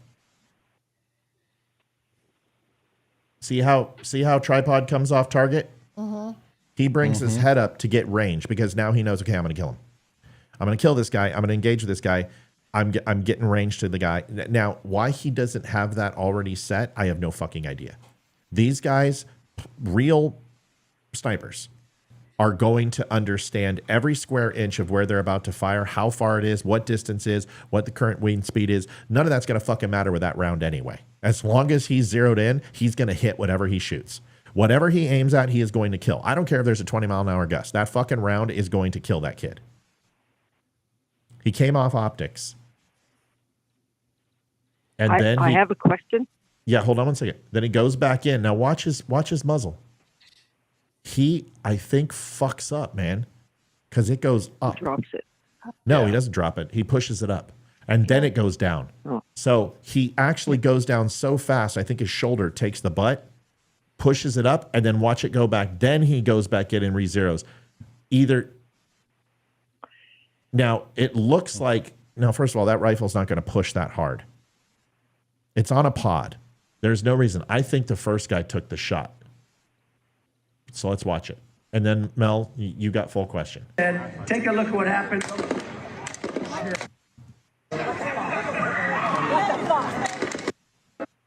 So I'm interested to hear the report of who took the shot. Yeah. Because to me, it looked like Prone had full joy, was locked in, and didn't go off optics. Mel, what's your question? Would they combine Hawkeye, like the real snipers, with the local whatever to be the spot? Like, because they only had the two teams, and they haven't shown the second team's setup through all of this yet. So I'm just curious to know if they would have sent or had the professionals, the prone guys, because that's the one I figured took the shot and did the hit, and the other guys, they use them as the spotters. That's kind of I don't know. Am I out to lunch on that? No, I don't know what you're asking, Mel. Are you asking, was there a second team? Because it looks like they're getting fired upon. Mel, it looks like they're getting fired up. Mel, it looks like they're getting fired upon right here. Because if you take a look, can you see this, Mel? No, because I. Okay, but let me tell you what happens. The guy who literally drops his optics, it looks like he pulls back his rig. And then if you look at the prone guy, he drops his head and goes down and scoots back and lays flat. I think they're being taken rounds right there. And that is my gut. Where my thought was that's how the firefighter and whatever those people that got injured in the crowd. Yes. Because the shooter knew that he's praying and spraying right there. And he was spraying them. Yeah. He sprayed them down and trying to suppress. It was so high. Yeah. And then his last round or couple of shots, whatever, was at DJT. So that was my take on it, that he got made. He fired the first whatever and took out those innocents and was firing at the team on the roof. That was my take. Yeah, after I'm telling you right now, if those guys were Secret Service, they were MARSOC snipers, they wouldn't have moved. They would have put him lights out the moment he swung his AR their way. They would have put him out. I got a question. Yeah, go ahead, exactly. Liv. Did they have to wait permission to take a shot, or can they just take the shot? Now, well, hold on. It depends on the ROE. We talked about this today on ISO. It depends on rules of engagement, right? But in this situation, there is no ROE. That guy has no business on that roof. They are in full justification to kill him. If somebody is in a position that they have no reason to be in, that could harm the president, they got full joy. Now, it's going to be interesting to check comms. If it's police, did they ask for green light? I've got a guy, he's on the roof. How do you not see rifle? You see rifle. There's no doubt you see rifle. He's laying prone. So this is what it would sound like. Command, I've got a bogey on 11 o'clock on adjacent building on priority target 2. Please advise, is in prone position. Do not see weapon at this time. And wait to proceed. That's probably what the first communication was. And then you've got a situation that, assailant, bogey, target, whatever it is, has weapon, green light to fire. And then take the target out. That's what you're going to see. But if they see rifle and he's about to fire, they're going to fucking kill him without permission. They're going to kill him. So for some reason, they didn't see rifle, because the moment they see rifle on that roof and they know, they're also, I'd ask you a question. Do we have any secret? Do we have any team personnel in the adjacent building, on the AGR building? Over? No, there's absolutely nobody over there. Okay, then command, we've got a bogey on 11:30, building A of AGR building in a prone position. No rifle at this time. How would you like me to proceed? Monitor target. We're sending a unit over there right now. Command, I see a flash of rifle. It's not in a position. It's behind him and strapped on his back. And then you're going to get a command to take out. But if you see him flash and he pulls that rifle, they're going to kill him. And they're not going to ask for permission. That's what blows me away. Why didn't they kill him right away? And that's where I think you've got DEI, you've got officers afraid to shoot. If this was 20 years ago, they would have killed him for being on the roof. Mm-hmm. Leroy, Mel, Amy, Olivia. Well, I have a question too, and again, I feel like I'm a little bit behind, just because I haven't been able to listen to as much information as probably the rest of the world. But I saw this video with one lady who was there at their rally as well, and she said that there was a second shooter. I don't know if that was ever confirmed, or was there another shooter? That there were two sniper teams or two shooters at Trump? No, she said there was a second shooter near a water tower that she saw with her own eyes, and she was like a blonde lady. It was on the news, on some news station. And then I saw it once, I never saw it again. So I'm like, yeah, I don't know if it was. I have no idea. Listen. You could have a duo pair and one of them chickened out, but there were no rounds that came from that area. Now there were shots that sounded like they came from right side adjacent, but that was in my headphones, and I don't know what that was. And so there could have been. I don't know, but all accounts are saying that there wasn't he acted alone at this point. Curious. Yeah. Yeah, it's a good question. So I don't mean to say I have to drop off, but if you guys are still on, I'm going to make this phone call. If you want me to come back, I will, because I'm just I'm involved. I want to hear all this, so I'll be back in a few minutes. If that's okay. Yeah, that's fine. Love you. You're the best. See you, buddy. It's good to have you here. Leroy, there's a better shot of it. Yeah, I see that.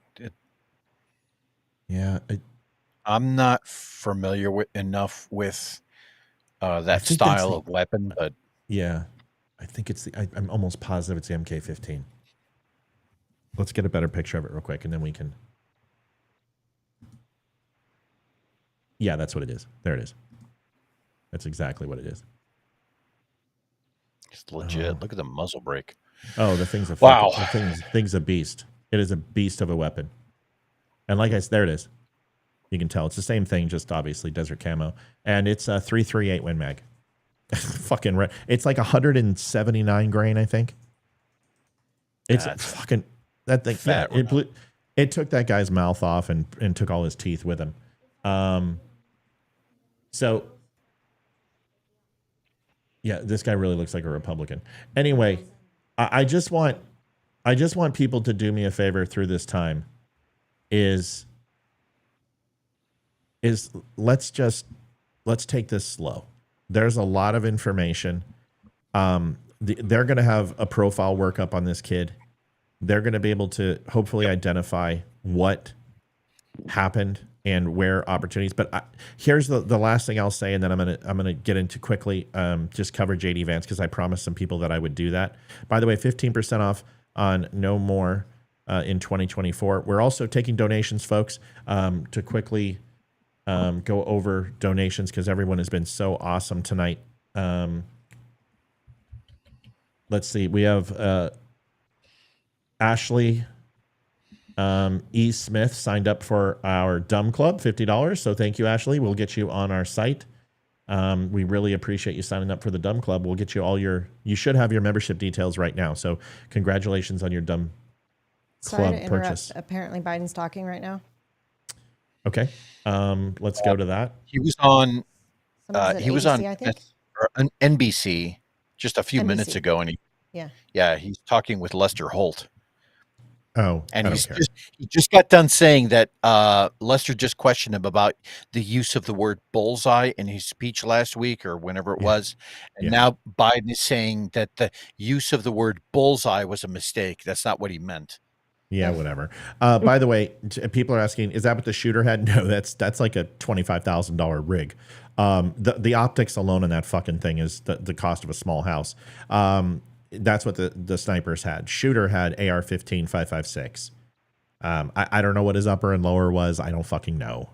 It's probably a $500 rig.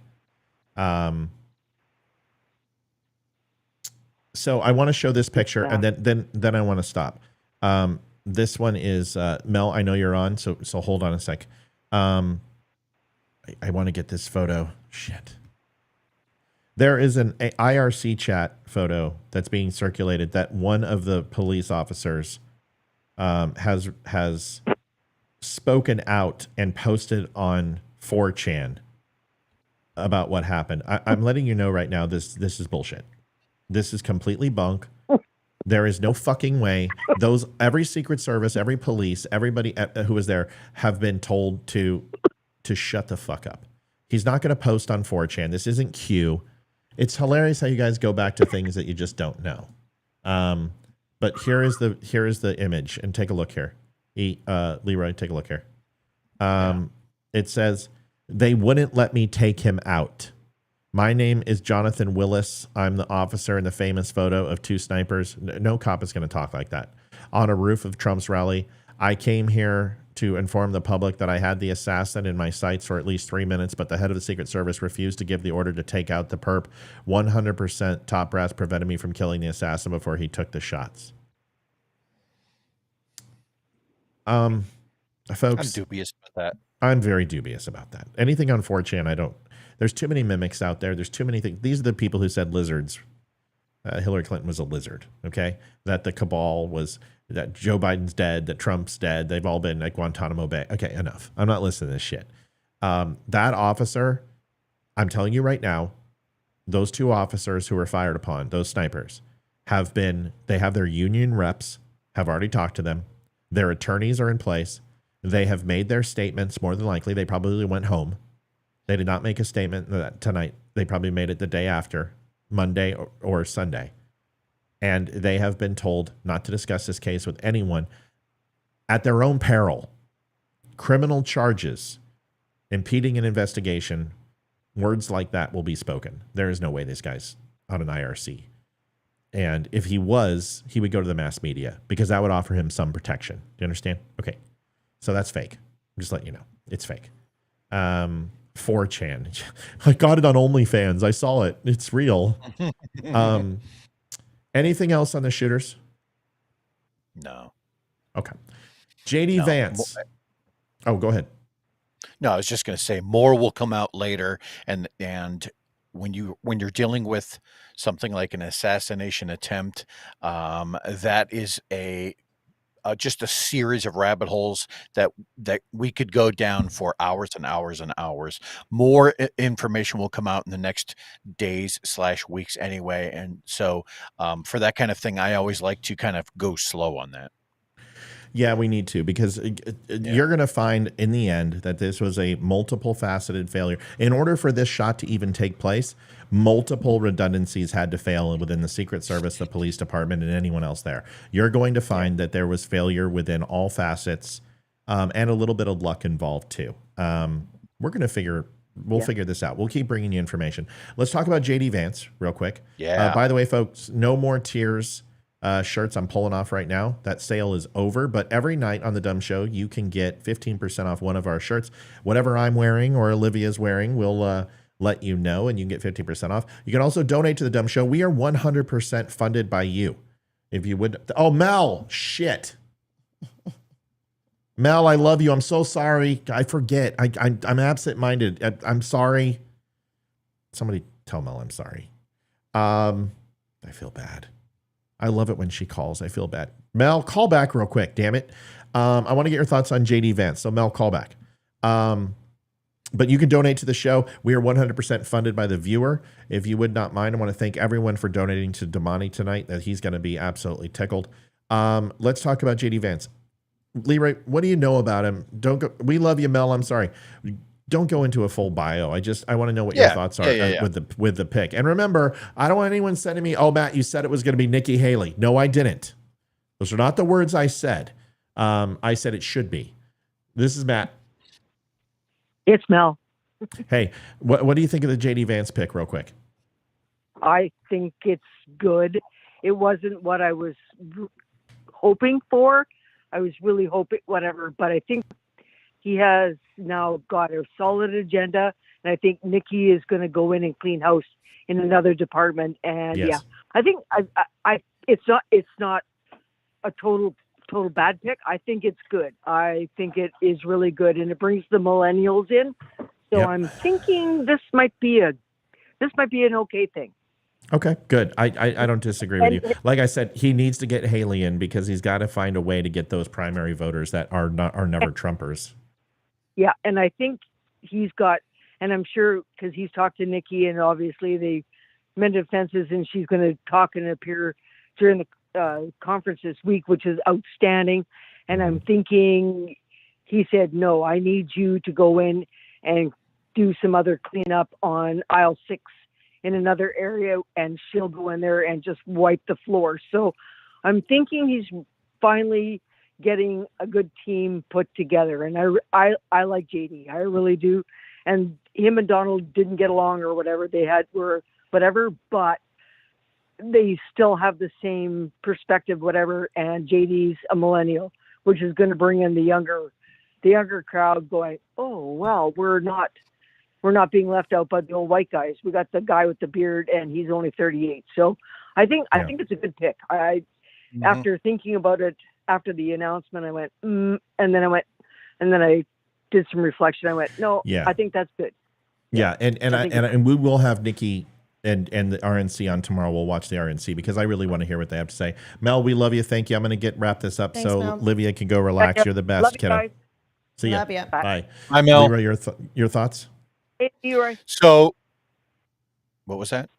She said she hates you, Leroy. Got it. So, what do I think about the VP pick? All right. There's a little bit to unpack there, but what I know is that he's a guy who is from this area. As a matter of fact, he went to high school one exit down from where I'm living right now. That's how close to Middletown I am.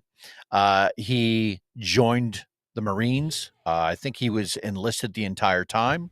So you are going to go into his background. Okay, I'll just scrap this. Well, no, I'm just doing a...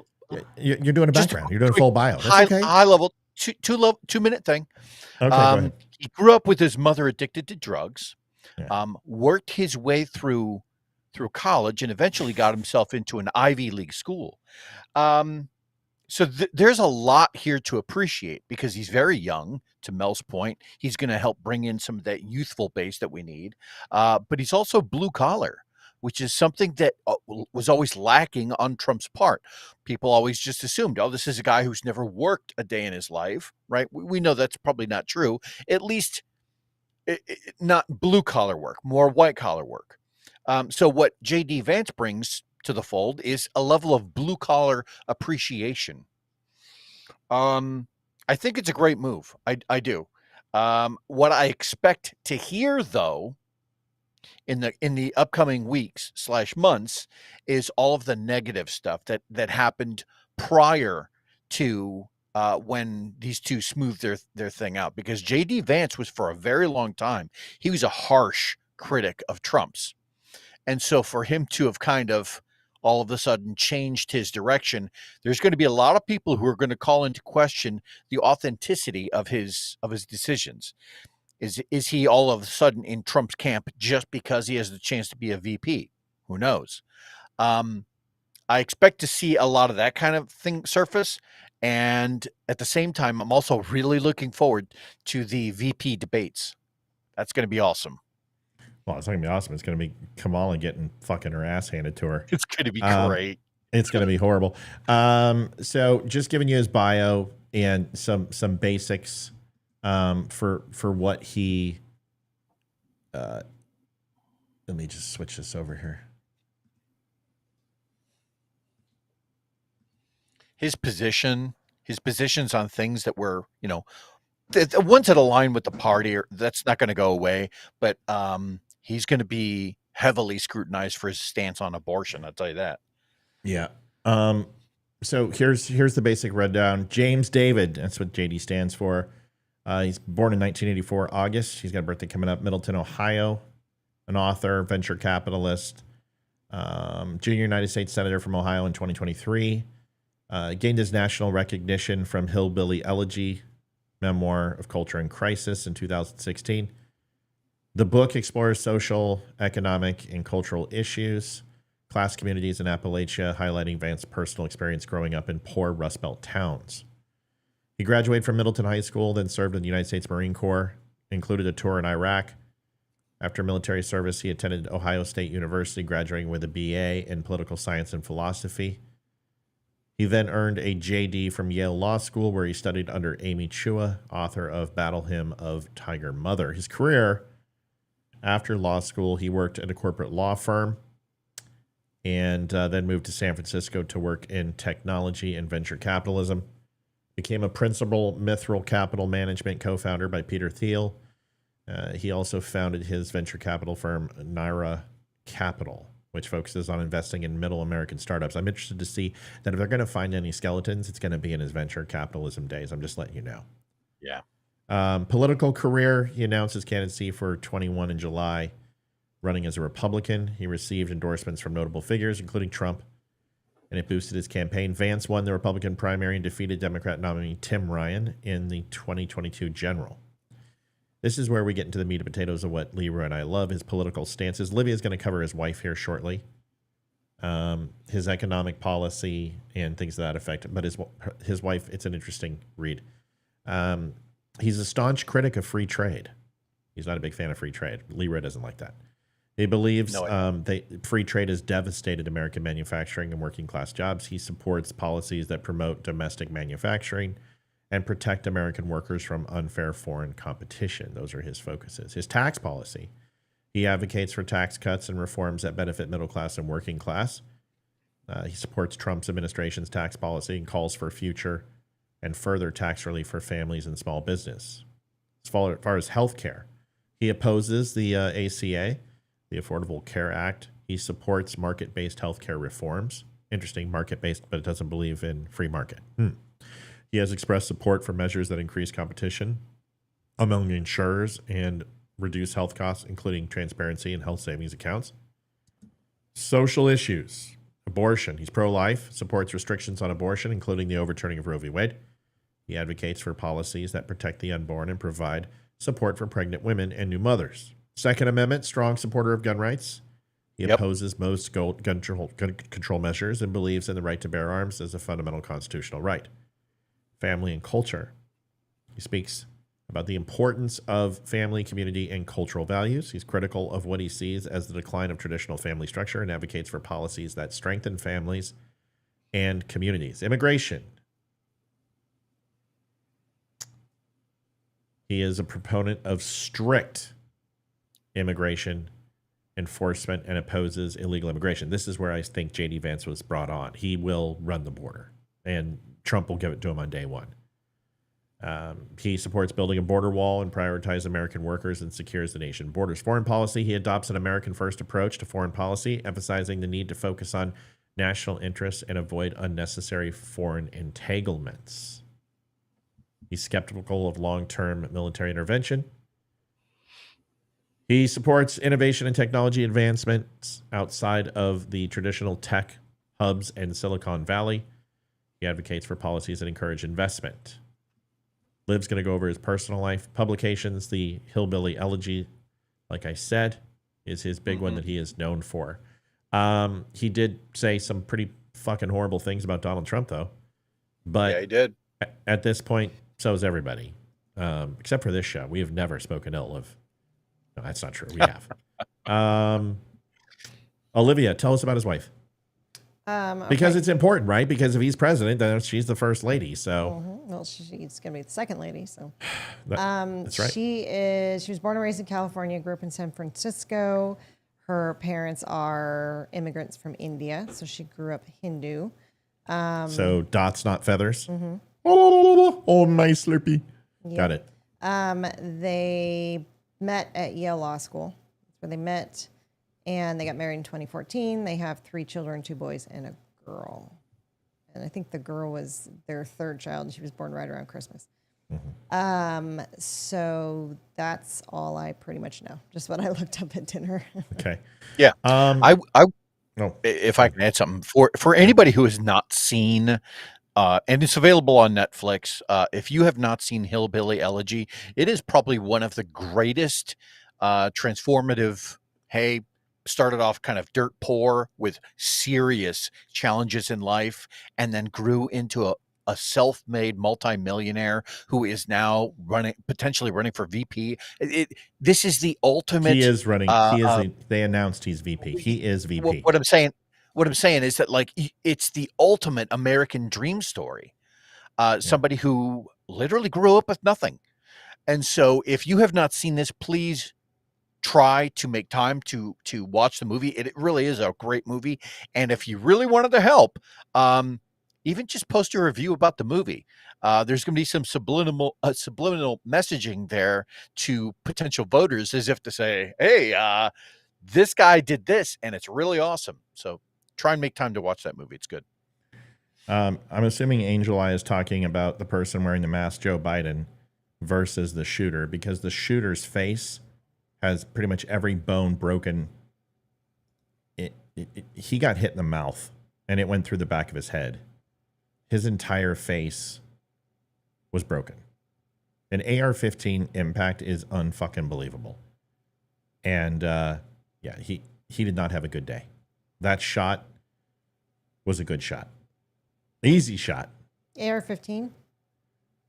What? You said AR-15 is a... that you're talking about the sniper shot. Oh, I'm sorry. I'm tired. I know you are. I'm exhausted. I know. It has been... I got no days off. Yeah, I know. I am done. Not an AR-15. Sorry, the MK. The snipers. Yeah, Biden's had plastic surgery, y'all. If you don't know that, that's why he looks like he's wearing a mask. Every old person, look at Joan Rivers. Look at Nancy Pelosi. It looks literally like their face stops right here. It looks like a mask. He's not a lizard. He's not a body double. It's Joe fucking Biden. He's old. This is what happened when you get old. Listen, look at me 2 years ago. I don't look... People have said, God, you look different. You look older. No shit, man. I've got gray in my beard. I'm old. I'm 50 years old. It's when I'm sick, but I'm still damn good looking, so be nice. I'll second that. I'd agree with that. 338 is a huge round. So, okay. That pretty much concludes my opinion on JD Vance. I don't think it hurts Trump. We're going to find out who JD Vance really is, though. So they're going to go to town on him. He's in the game now. He's the man. So they're going to dig into his wife, which I think they might find some stuff they're not going to like. I'm just my personal opinion. She doesn't seem to be. I just think that I think they're going to find some things. But other than that, that's it. He magically grew hair too. People get hair plugs, folks. And if you look at the back of his head, it literally looks like Leroy's ass. And if anyone wants to see that, let me know. Yeah, let me know. Leroy, take us home. I would also say this. I think that given the geolocation for where JD Vance grew up, so we're talking one state south of me, help me out, West Virginia. We're talking Ohio. What that does for the Rust Belt, right? If there was any squishiness in the potential voting patterns, JD Vance helps kind of firm that up in this immediate area. So Pennsylvania, especially out in Coshocton, where the train derailment was. Catoctin? This is Palestine? No, East Palestine, Ohio. East Palestine. JD Vance went there, and so I think this really helps solidify some of maybe the squishier areas in terms of voting patterns. I think it's a good thing. It's going to help him up, and this is why he got it, because he's a northern senator. His name has recognition, and he's young. He's going to bring the Republicans out in Wisconsin. He's going to bring them out in Minnesota. He's going to bring them out in Michigan, and to secure Ohio and Iowa, which is a little bit Iowa's a little soft. So it makes sense. I told you the reason why they select vice presidents is to shore up areas that they feel are weak. Those are probably areas where they have to win, so they know that they want to go with somebody up there. If they thought they could get Virginia, they would have went with Youngkin or Nikki Haley and New Hampshire. So it's a smart pick for what they're seeing. I'm not going to complain about it. He's an unknown. He's not a J6er. He's not a fucking election denier, so to speak. He brings the things that are balanced. He needs to give Nikki Haley a seat. Ron DeSantis wants nothing to do with Trump. I don't see J.D. Vance running for president in 2028. I think this is a transition piece. No. I think Youngkin will come in, and Youngkin will pick somebody like a Haley or female, because Youngkin is so freaking, dude, he checks every box. He's an honorary brother. He's got it all. He's a Kennedy for the Republicans. I mean, Youngkin is the future of this party. I'm telling you right now, this guy's good. He's real good. One last thing on JD, and then I'm going to shut up. What I would expect to look for in the next few months, because he's so young, Matt and I, we've both had security clearance checks in the past. And I actually had one of my investigators tell me that, when you're young, the investigators actually prefer younger people because there's not a lot of history in their past. There's not a lot of room in there to say, oh, back in 1978, I visited Thailand and there was a dead hooker in my car. There's not enough room for that kind of thing when you're dealing with somebody who's a little bit younger. So in terms of having that history, there's not going to be enough there for the Democrats to investigate into and then try and make something of it. Now, I will say that with the exception that as a venture capitalist, at some point in the next few weeks, his tax returns are going to become an issue. His tax returns, the Democrats are going to say, hey, this looks funny here. We think we should investigate it. Something doesn't seem, I guarantee that'll be a headline somewhere. Well, yeah, he's a venture capitalist. Of course, money's where they're going to hit. They're not going to hit his service. They're not going to hit his time in Yale. They're not going to call him an uppity elitist because then that would be pointing the finger inwards. This is a smart pick. You can't do Burgum because he's just disconnected and old, and he looks like an aging BG. Byron Scott Tim Scott is fucking boring. I mean, seriously, he's about as tapioca and vanilla as you can get. Marco Rubio. Nobody wants Rubio. I mean, Rubio is just a provincial putz. This makes sense. I liked Youngkin being thrown in there. I think Youngkin wants 2028. I think Youngkin's like, no, you know what? I've got the billionaires backing me. They're ready. As soon as 2028 hits, he's gonna get $200 million in his first 6 months of announcing. Truly, and Youngkin is also fucking loaded like Trump. So it should be fine. Here is just a quick video. I got to show all sides. I don't like to, I'm not trouncing JD Vance. I just think it's important. He said this and then he backpedaled on it. So it's important to hear. Okay. Here is a segment and then we're going to go. Because I know Olivia's ready. The final nail in his coup coffin and then left him to die. His supporters wanted to, quote, hang Mike Pence. And by the way, JD Vance has said he would not have certified those electors. Can I show you what JD? So JD Vance was actually, confronted by Fox's Brett Baier about all the things JD Vance said about Donald Trump. Let me show you that. Well, Senator, this is an evolution, and I know you've been asked about this before, about past comments that you've made about Donald Trump. You've said, I'm a never Trump guy, never liked him, terrible candidate, idiot if you voted for him, might be America's Hitler, might be a cynical a-hole, cultural heroine, noxious and reprehensible. I was wrong about Donald Trump. I didn't think he was going to be a good president, Brett. He was a great president.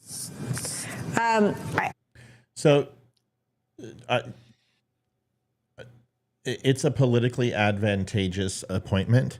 I don't think JD loves Donald Trump. I think he will grow to love Donald Trump if he does what Donald Trump tells him what to do.